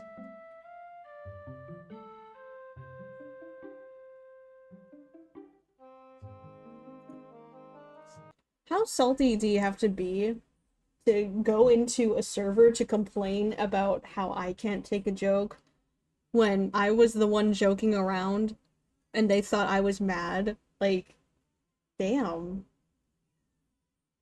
I mean, they're a fucking teenager, so that makes a lot more sense. As soon as the baby's born, he can beat it. Why people actually spend $80 to beat a bunch of sprites into the ground when they can do it for free? What was on a even real the joke? live I human don't being? know. Okay, red alert. Watch out, everybody. George is inciting domestic violence. George has lost it. Everyone's not safe anymore. Sometimes he doesn't even need to go off the rails during the review. He can start the review totally Oh, so it off his wasn't nut, that like guy. With the Final Fantasy VIII review, when he No, starts the it entire wasn't, thing off by saying, it wasn't the other guy. or It in was a the different Star Fox guy. video where he starts off saying, Andros will be by far the most awesome villain you'll ever encounter in any video game. He will remind you of Stephen King's The Lawnmower Man. or in the Ocarina of Time video that may be lumped in with the rest of the reviews and titled exactly the same way, but begins like this. Our review of Zelda won't air until mid-January. In many, many, many occasions, George even begins videos as reviews for about 20 seconds or so, and then just gives up and gives you a walkthrough. Or Like a I said, cheat they code were to skip to minor, the so it ending. makes Tiny sense. Toons, Pinocchio, Mega Man X, Jurassic Park, Mickey Mania, And King people of are like, Monsters 2, John Mac, Secret of why Mana, don't Mask, Super people Star want to Wars, be Bugs around, Bunny, like, Rabbit, Rampage, minors and One Piece, whatnot? more It are isn't structured because, exactly it's because like you're this. And fucking out of the entire immature. catalogue of videos on offer, I could only find one in this particular Was it the style guy I I'm about banned to look earlier? at. Yes, it was. A versus video. Now, if I told you I was going to pit Super Mario 64 against any other video game of that time period, what in the world do you think it would be? Take a guess. Did you say Resident Evil? Because that's what they did. It seems as though the battle between the Nintendo 64 and PlayStation will be directly related to players' choices between Super Mario 64 They even called me and Resident toxic. Evil. Oh yes. In my because these server, games are which- just so similar wow. that all of the people out there will only Funny pick coming one or from the a other teenager platforming using the fix. N So which word. is better? Well, let's go through this point by point. Oh god, I can't wait to see what you pull out of your hole Like, here. Mario has Black camera guy or motion during not, gameplay, but Evil only chill has the it during fuck the out. hands-off cinema scenes. You can never move the camera in Resident Evil. Evil has real voices for its characters. I can't but believe I Mario and got his told friends you're are mute. mad What the because hell you're are you not talking good about? at Mario never editing. shuts up in that game. Yeah, that was wild. Ravioli. Did you play Mario 64 or did you Toxic watch the like beginning of toxic One Flew Over cesspit. the Oh, I Cuckoo's get Nest? it. Mario Nah, it doesn't has require nothing you to to do solve with that. They just impossible called me puzzles to win the toxic. game, but Evil has you Because solve tons of them. Actually, you They won't solve tons of didn't them. The game is recognize virtually that impossible. I was joking around. When nothing I said was in a serious tone whatsoever, we were joking around how he wasn't that guy. I thought we were all joking around until he started getting fucking pissy. Without the hint book. Can you do basic math? Can you add 2 and 3 together? Because if you can do that, you've solved the puzzles in Resident Evil. So what's the bottom line? Oh, is that it? Is that all we're comparing? We're at the bottom line already? Okay, cool. See you next week, George! And by the way, apparently the platforming game Mario 64 is better than the survival horror game Resident Evil, in case you were wondering. But we are really sick of Nintendo 64 games having no dialogue. And real voices make Mario 64 more than worthy of your time. Nothing at all. It's disgraceful. And the contradictions, my Christ, the contradictions. Half the time, I don't even know if I should buy the game or not. At least it's harder than the piece of cake Mario 64. I thought they were just being jokey too. And then they were like, you should be more mature. And I'm like, even if you And I'm not are just talking joking, about you're just being contradictions between annoying. the I mean, writing and the yeah. gameplay, like in Newman That's Huss what I Racing, didn't get. where Like, George if you're just complains gonna that be an the game is ass, way then too get the easy fuck because all out. the tracks are way too straight. 90% of the tracks are straight, resulting in a very low challenge Like, level. I should be more mature, bro. Look in a fucking mirror. On the game. I'm talking about the contradictions in his own sentences that he writes during the same reviews. Everything about this game is top-notch. The game is virtually impossible to beat, making it overwhelmingly frustrating for younger players. Okay, so is Einhander any good? This title could very well be the best shooter ever made. That sounds good if it's the best shooter ever made. Maybe I'll give it a try. While not as fun as Star Fox 64. Oh, never mind. The most exciting part of the Indiana Jones game is the cinema scenes. They're amazing. What? Still images? Boring interstate scenes. Oh, okay, don't worry. Apparently still images are now terrible. While the dual stick control is ideal for situations like the rowboat, it seems unnecessary for actions like swinging a net to capture wayward monkeys. Swimming controls are way too fancy and cumbersome for their own good. Oh, thank God you told me that. I was about to spend 50 quid on the game this weekend. The control isn't bad, perhaps not even awkward. But no matter how many contradictions you come across, nothing will prepare you for the Millennium Falcon. The Millennium Falcon. The Millennium Falcon? Or when gaming in the Clinton years believes in an opinion so strongly Gaming that in they the stick to it Clinton despite all of years. the backlash, and then have to make another video addressing the angry fans, such as what they did with Final Fantasy VII. The original review they did of the game is, to be honest, quite tame, especially considering how beloved that game was when it first came out. They basically say that the game from a design standpoint is exactly the same as the previous ones, that the story isn't massively engaging, and that the sound and music aren't very good. All fine opinions to have, even if you disagree with them, but the funniest things about these two videos together is that the original review was presented by a totally different person, Square certainly had to make some sacrifices to make Final Fantasy VII a reality. and then George rides in on his shiny white steed ready to defend those opinions in the second video, which says to me that he wrote the original review, knew that it would get hate, and so hid behind another presenter for the video review, and then got in a big fight with that other presenter after he took the backlash, forcing George to come on with an apology video. To be fair to the guy though, he stands by all the original points they made and even expands on them a little more, so fair play to them for not backing down. And to see him say this with a totally straight face. Also, makes it hello worth to watching those all who on are its just own. joining Final the Fantasy stream. VII is I'm far watching some from the near Kadikarus while I masterpiece wait that for game drawing critics and requests. fans have been calling it. Yeah, suck it, nerds! Whoopty freaking lottie da. One of my personal favorite comments he ever makes though is in the Star Fox review, where he says, The play control is so good that you'll actually notice how good it is. The The control, control is is so good that you'll notice it. how good it is. Will allow you to start the game with everyone saved except Morticia. okay, seriously, what is the point in giving anybody a review if all you're gonna do is ignore the entire game except the very ending? With the code STCJDH, Bubsy can skip into stage 16 and encounter the Queen Woolies. You can't call yourself a gardener if you jump over your neighbor's fence, steal their flowers, and then plant them in your own garden. Even though Bubsy is easy, the game is still excellent. Well, first of all, Excellent. You like Bubsy. And second of all, of course the game is easy, because you tried the first level, died over and over again, and then skipped to the final one. Is this person real? The Addams Family has got a cool ending. If you use the password, you'll get there in no time flat. Dude, you've essentially spent $60 to look at a load of rinky-dink 16-bit fireworks that look like spit. Why are you so proud of yourself? Maui Mallard is fun and easy, and with passwords for each of the 8 levels, the game goes quickly. Well, of course it goes by quickly because you skipped all of it. A classic for the Super NES, but easy to beat with a code. Oh, is it really? Is it easy to beat the game? With a code? You don't say. We're not sure. You don't but say? We suspect there are 14 worlds with 3 levels each. Well, there you go. You see, if you keep skipping the entire game, you're stuck with just guessing how many levels the game has. You can't do that. That will send you straight to Dracula without playing any of the levels. Jesus Christ, I think I'm going mad. This same code will give you 5 lives. Oh, great. I've always 5 wanted to get lives. 5 lives. Cute. But again, cheating spoils all the fun. So don't cheat then, you muppet. 2 secrets in the first level can destroy I like the otherwise British outstanding insults. difficulty level. You don't need to use the cheats. Is someone forcing you? Are you addicted? Do I need to call a helpline? Favorite ones from Caddy so far are Muppet, Minge, and come on, there's gotta be another one that I'm missing.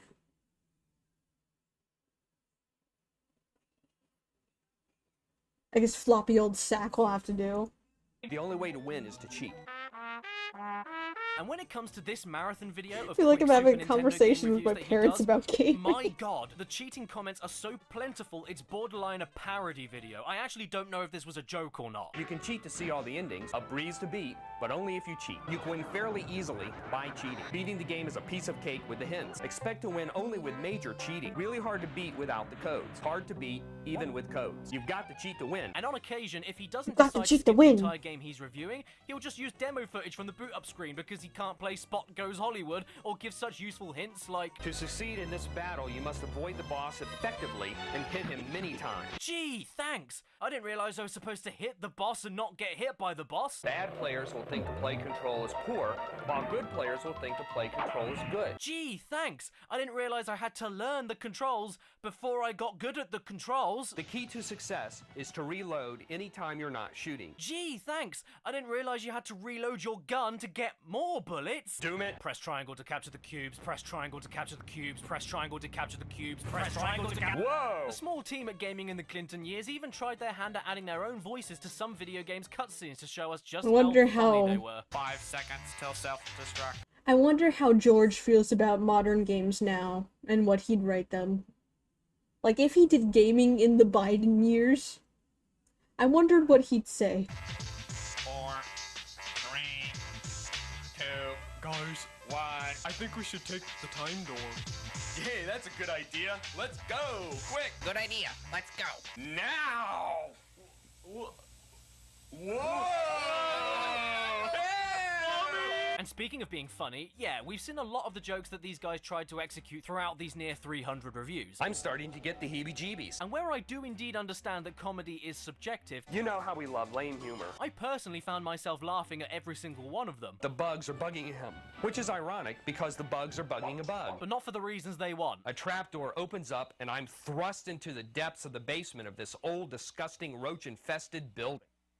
I'm thrusted in. Just kidding. Whatever happens though, this is still public television we're working on, so we have to cut down on the profanities. That snow speeder kicks a major you-know-what. Okay, so before I go clinically insane, I think it's major about time that you-know-what. we wrap up gaming in the Clinton years. And boy, what a trip that was. I won't lie, shifting through the mud of over 1,300 videos to pick out 287, but then watching 555 in total to make sure that the copies were actually copies, yeah, that was brain melting, but I hope you got a laugh out of it, because I sure did. And again, do not harass anybody over this. This video is not a hate campaign, because let's be honest, the more hate you send towards I people hate like that I this, laugh at the less thrusted we joke. will It's see just of it that- in the future. Why do you say it like that? Like, it sounded so aggressive. Like, that I'm thrusted into this cockroach-infested building. Cringeworthy or not, let people express themselves, because otherwise you won't have anything to cringe at, will you? Namco Museum Volume 5 does include a kinky, kinda cool gallery. Did George just let slip that he thinks the Pac-Man Museum is kinky? Well, I mean, to be fair, Miss Pac-Man. As far as George Wood himself goes though, well, I don't know what he's up to. The dude has basically no internet footprint, and now he looks like Conan O'Brien on bath salts. There's a few relatively recent interview videos floating around, and the Navigator channel tried doing this weird alternate reality game thing related to him, but I don't have a clue what any of it's about, something to do with HD editions of full episodes of Gaming in the Clinton years, I'm not sure. But then again, just like George Wood's fantastic reviews, I don't want to be sure. Demon's Crest, easy to beat. Or is it? I want to be left in the dark. I Or want is to it? be confused, because it's more fun that way, and it makes this show seem all the more like a lost episode creepypasta that aired on TV, scared everyone, and then disappeared forever. Did George Wood even exist? Is he real? The lack of chasmic jumps. Chasmic may not be a real word, but it should be. Your guess is as good as mine. And before I go, I'm going to show to you now, Chasmic is in not its a real entirety, word, but the it best should be. review on this channel. Oh my Enjoy. god.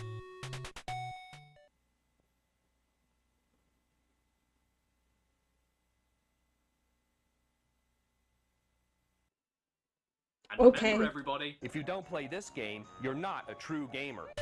You're not a true gamer. Subscribe and hit that bell. follow What a good video. What else is on?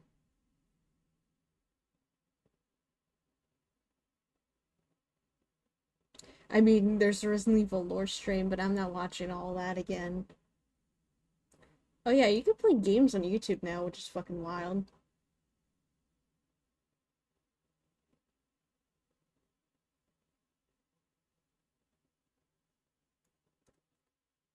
Scott the Waz Twice Life is good. Where is he? Did I miss him?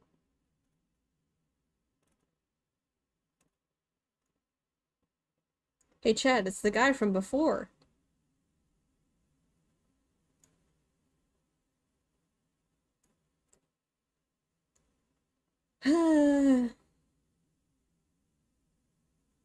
Why not? The Sims 2 is a messy game, and I'm not talking about some drama with the developers or the game being controversial, I'm literally talking about the Sims themselves. The pre-made families of The Sims 2 are often brushed off as NPCs made simply to fill the world, and so many players never discover the spiderweb of relationship drama, bitter family feuds, betrayal, cheating, and even death that is the lore of The Sims 2. These pre-made Sims have The rich facial inner expressions worlds, of the defined old Sims are so personalities and weird. Why are relationships their and faces secrets to hide. stretched Only like by that? digging through their bios, family trees, and memories, as well as playing their stories, can you unfold their mysteries. This is all to say that Sims are messy and dramatic as hell, and today I'm going to be ranking families in The Sims 2 by how messy their I love beef their is with content each other, too. because I think it's funny. Let's begin. Before we get into things, I'd like to give a huge thank you to Skillshare for sponsoring this video. So I've been working on a game and an animated pilot at the moment, so I've been doing a lot of writing, and Skillshare's learning paths and classes have been great to keep my skills sharp. Skillshare is the largest online learning community for creatives, with thousands of classes led by industry experts across animation, film, content creation, music, productivity, and more. Skillshare classes can help you take your skills, career, passions, side hustles, and hobbies to the next level. And with pathways, you can master your skills with curated sequential collections of classes relevant to the skills that you want to learn. As I said, I've been doing a lot of writing, and Myla Goldberg's Creative Writing Bootcamp has been such a fun and vibrant class to help get those creative ideas flowing, with tons of useful skills Man, that it I is can not transfer getting back any into my own cooler. writing and projects. I also It have to went down recommend the by 1 Procreate for degree. Professionals learning path because I We're at love 28 Procreate so much and Celsius. will always sing its praises, and I think any designer or artist with an iPad should know all of its little tips and tricks. So this summer, turn your I want to into an I made it happen with Skillshare. The first 500 people to use my link in the description will receive a 1-month free trial of Skillshare. Get started today and check out that link in the description. Thank you so much to Skillshare for sponsoring this video, and now let's get back into it. So my tier list ranking is pretty simple. At the top we have evil, reserved for Sims who have done terrible and irredeemable things. Dysfunctional is for families who are pretty messed up, but with a lot of work they can eventually be salvaged. Messy is for Sims that are, well, messy. They have drama, they have beef, they're causing chaos, but they're not necessarily bad Sims at heart. Pretty unproblematic is for Sim families who have little to no drama in their lives, and murderer is reserved for one family in particular. If you know, you know, and if you don't, you'll soon find out. Alright, let's get into the tier list. A lot has happened in 25 years, but some new faces in town are stirring up rivalries and creating tension for the once happy families. Can anything be done to get the neighborhood feeling good again? The Broke family. The Broke family consists of Mother Brandy and her 2 sons, teenage Dustin and toddler Bo. As the name suggests, they're pretty lacking in simoleons and live in a humble home in Pleasant View. On the surface, the main conflict in this family seems to be the tension between Mother Brandy and teenage son Dustin, who is acting out in rebellion, and Brandy's concerned that her younger son may go down the same path. But there's more to the Brokes than meets the eye. When you open this family for the first time, Brandy is actually on her way to the toilet to throw up, hinting towards the fact that she's actually pregnant with a 3rd child. Even more shocking, the family's bio states that Brandy's husband and the father of her unborn child, Skip Broke, recently died in a quote-unquote suspicious pool ladder accident. The house does indeed have a pool in the back, which is barely big enough for a Sim to fit in, and which doesn't have a ladder. This has led many to speculate that Brandy Broke actually murdered Skip. The family is clearly in a dire financial situation, so maybe she did it for the insurance money. After all, her bio states that she's friendly to a fault, and many accuse her of being overly so.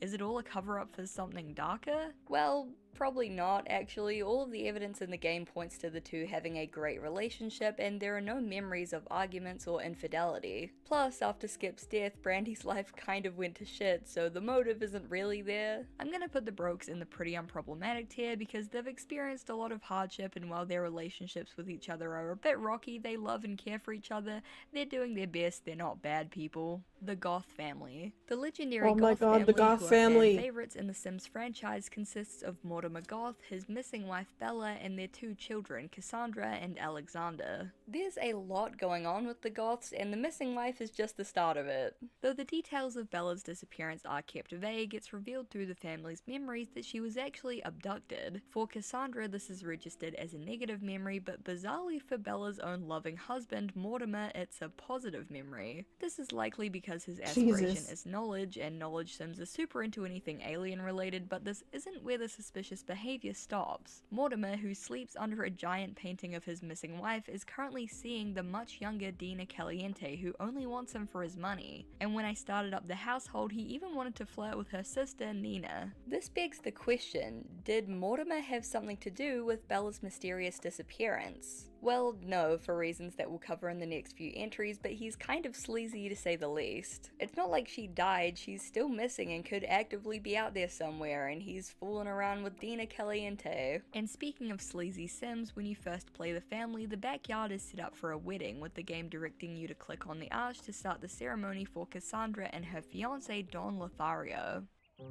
Frogi, Jahano, Lapso, Nibre.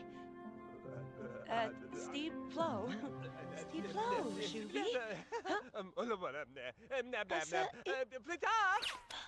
Oh, what a bitch.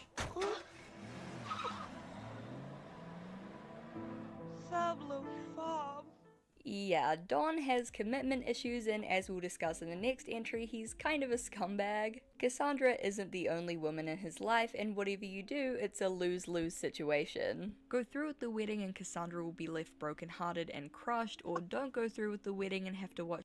I want to say, I don't know how someone can be scared of commitment unless you just want to be, you know, a whore. Like, damn, dude. I don't understand it.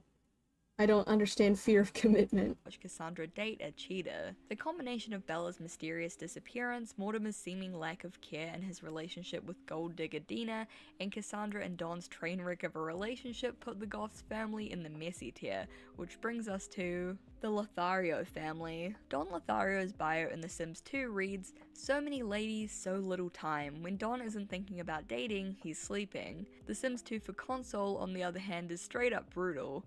What can one say about Don Lothario? Some of his old girlfriends have suggested lecherous lowlife and degenerate scum, but Don prefers the appellation romantically ambitious. I Don call is that bit of a sleaze and quite whore. the ladies' man, as he's romantically involved with both Nina and Dina Caliente and Kaylin Landerack, a maid who works in Pleasant View, all while being engaged to Cassandra Goth. Even more shocking, delving into Don's memories will reveal that before he had his first kiss with Cassandra, he tried to kiss her mother, Bella, and was rejected. More suspicious yet, the description of the Lothario family reads that Bella was last seen, quote, scaling the deck of his condo, and the last known photo of Bella shows the two stargazing together. Could it be that Don is not only a womanizer, but a murderer? Well, again, no, and we will get to it, but trust me when I say that Don was just a sleazeball in the wrong place at the wrong time. I'm putting Don in the dysfunctional category because not only is he a cheater, but he decided that the best course of action after Bella rejected his kiss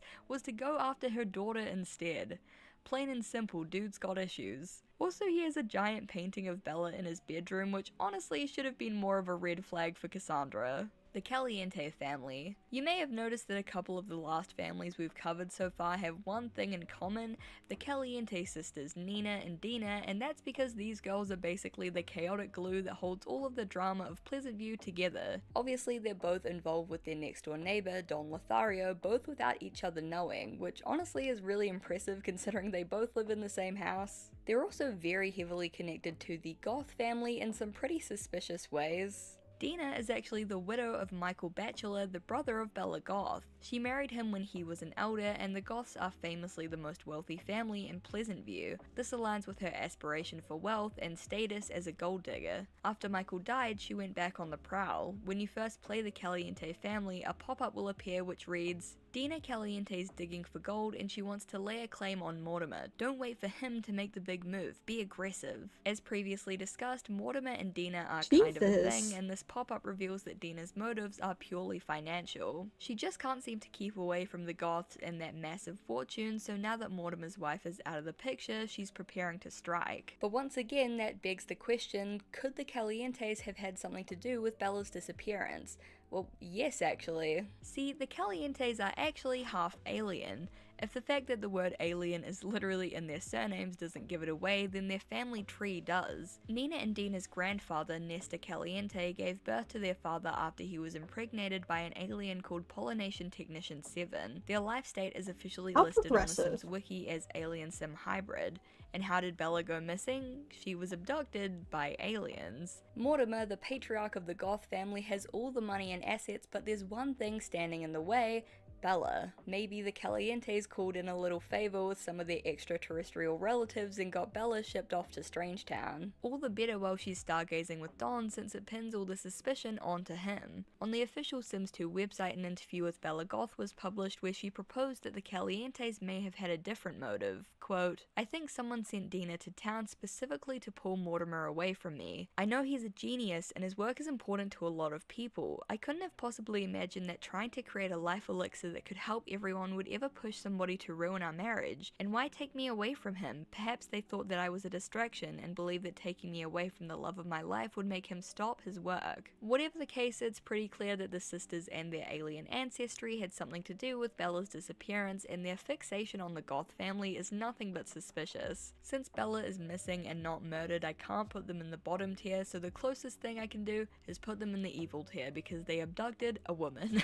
The Dreamer family. The Dreamer family, father Darren and teenage son Dirk, are pretty tame when it comes to sim families. Darren is Hashtag an aspiring gamer, painter who hashtag can't pay the household. bills and is taking care of his son as a single father after the death of his wife Darlene. Darren wants to win Cassandra Goth's heart, but as we know, she's currently preoccupied with the womanizing Don Lothario. The main plot here is the will they won't they relationship between Darren and Cassandra, which is sweet and romantic but not very juicy. I'm putting them in pretty unproblematic because there's not really Dreamer, much holy here. shit, The Undertale Pleasant family. reference. The Pleasants appear to have the perfect Okay, life. fact. Devoted husband and wife Daniel and Mary Sue are head over heels for each other Mary and have two Sue? beautiful teenage daughters, Lilith Uh-oh. and Angela. But Better under the hide her from surface, the Tumblr. family is falling apart. Daniel is having an affair with the maid, and yes, it's the same maid who's hooking up with Don Lothario. When you first start the game, Mary Sue will either be fired or demoted from her job, causing her to come home early from work to discover this betrayal. Whether their marriage can be saved is really up to the player. In my game, directly after the discovery, Mary Sue spent an hour dancing aggressively while Daniel and Kaylin ate sandwiches together, so things aren't looking promising. Things aren't perfect with Angela and Lilith either. The two are enemies, constantly arguing and getting into slap fights, and Lilith's grades are in the toilet. I'm putting the Pleasants in dysfunctional because, I mean,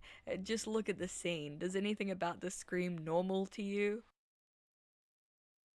Truth seekers move to Strangetown hoping to discover the secrets the town holds. Oh yeah, Do aliens live among Strangetown. us? Do missing Sims Among mysteriously Us? appear here? In this town, nothing is what it seems. The Beaker family. Loki and Cersei Beaker are the mad scientists of Strangetown, and aside from being a little eccentric, they're perfectly harmless. Oh, except for the literal living sim that they keep trapped in their basement to experiment on. The aptly named nervous subject lives with the Beakers in a dingy underground basement and is used as the guinea pig for their experiments. He's the only biological child of Olive Spectre, another Strangetown resident, but he was taken away from her due to neglect and rehomed with the Beakers. But what makes him so special that he needs to be studied so much? Well, nervous subject is actually a whole rabbit hole of his own, and we'll get to it later in the ranking, but let's just say that there's something very special about him. Regardless, human experimentation on innocent and helpless Sims is not cool and puts the Beaker household firmly in the evil tier. The Curious family. The Curious family is composed of brothers Laszlo, Pascal, and Vidkund, and without sounding weird, they're the Impreg family of The Sims 2. When you first start up the game, Impreg Pascal has family? been Oh impregnated my by god. aliens and is about to give birth. The game also prompts you to make Vidkund use the telescope, and if you do, he'll be abducted by aliens and impregnated too. Once the babies are born, the What house is is with The Sims absolutely and hilarious to Impreg? play since it's just a bunch What? of dudes hanging out, cheering whenever they see the baby, and eating pizza while it chills on the kitchen floor. This is the true meaning of guys being dudes. The only messy thing about the Curious brothers is their family tree, but we'll get to that when we talk about their sister Jenny and her family, the Smiths. I'm putting the Curious family into pretty unproblematic. While I'm tempted to put them higher for this absolute abomination of a house, which they definitely don't have a building permit for, they're good guys just trying to get by and provide for their alien babies, and who can't relate to that? The Grunt family. General Buzz Grunt runs a domesticated boot camp for his sons Tank, Rip, and Buck, but his sons struggled to live up to his expectations. A military family through and through, Buzz Grunt's style of parenting is tough.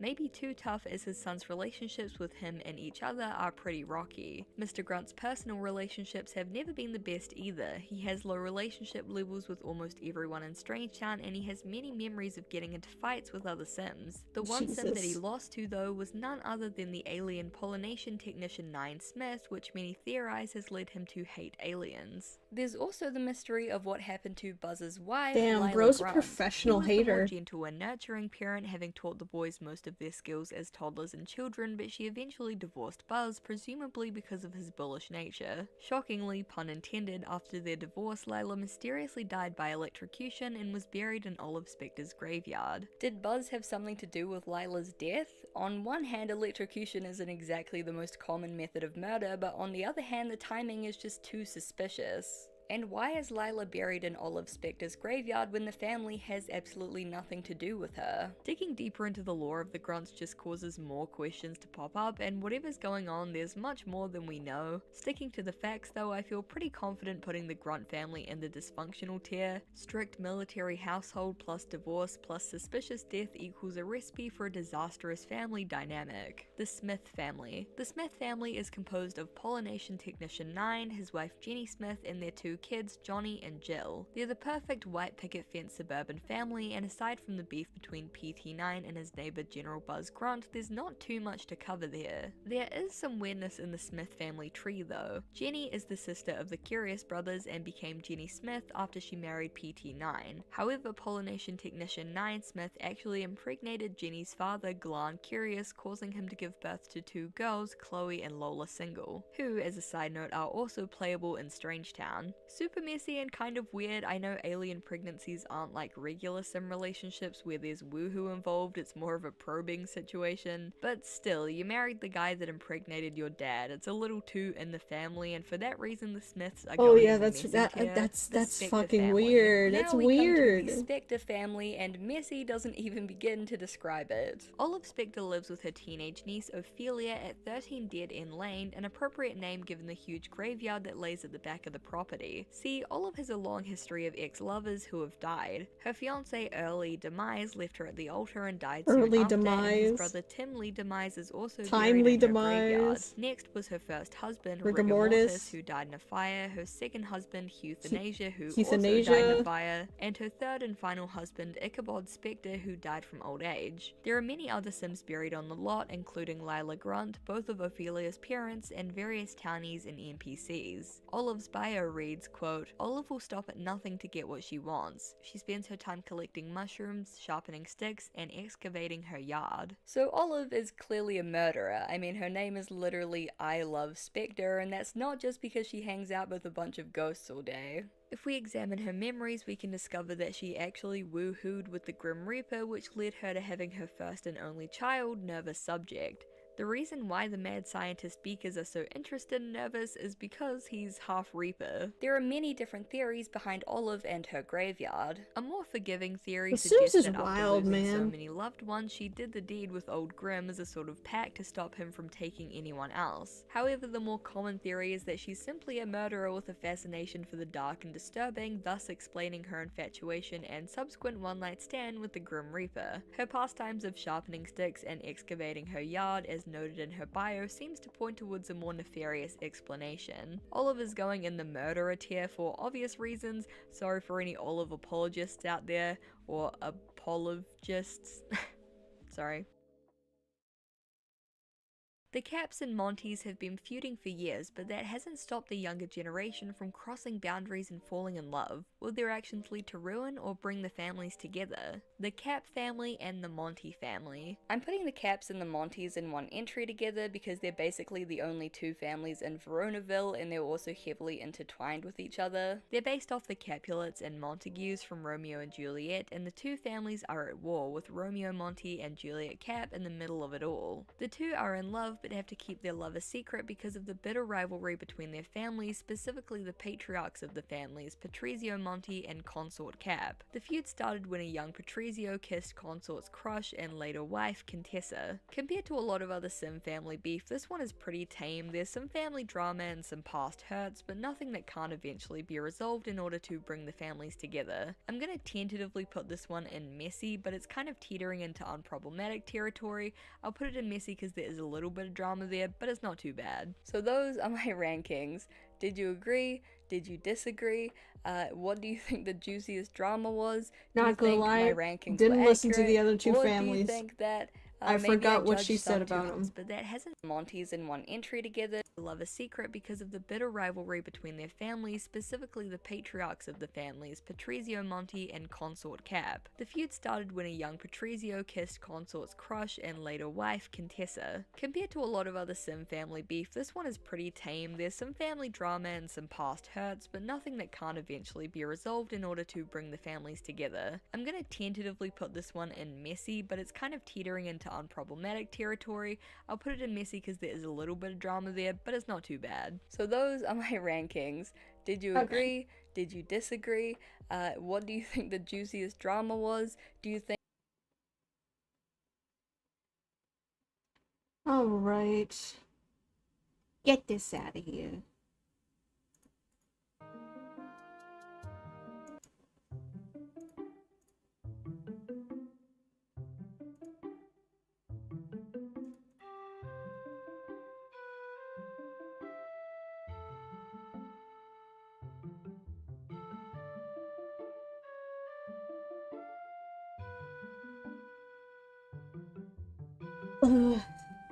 Alright.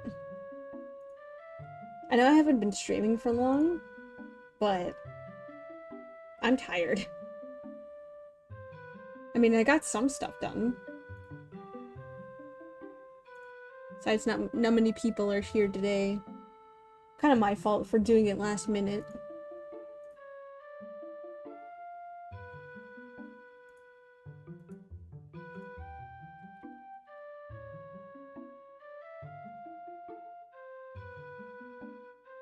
I mean, hey, I got like $9, so I can get something from the store.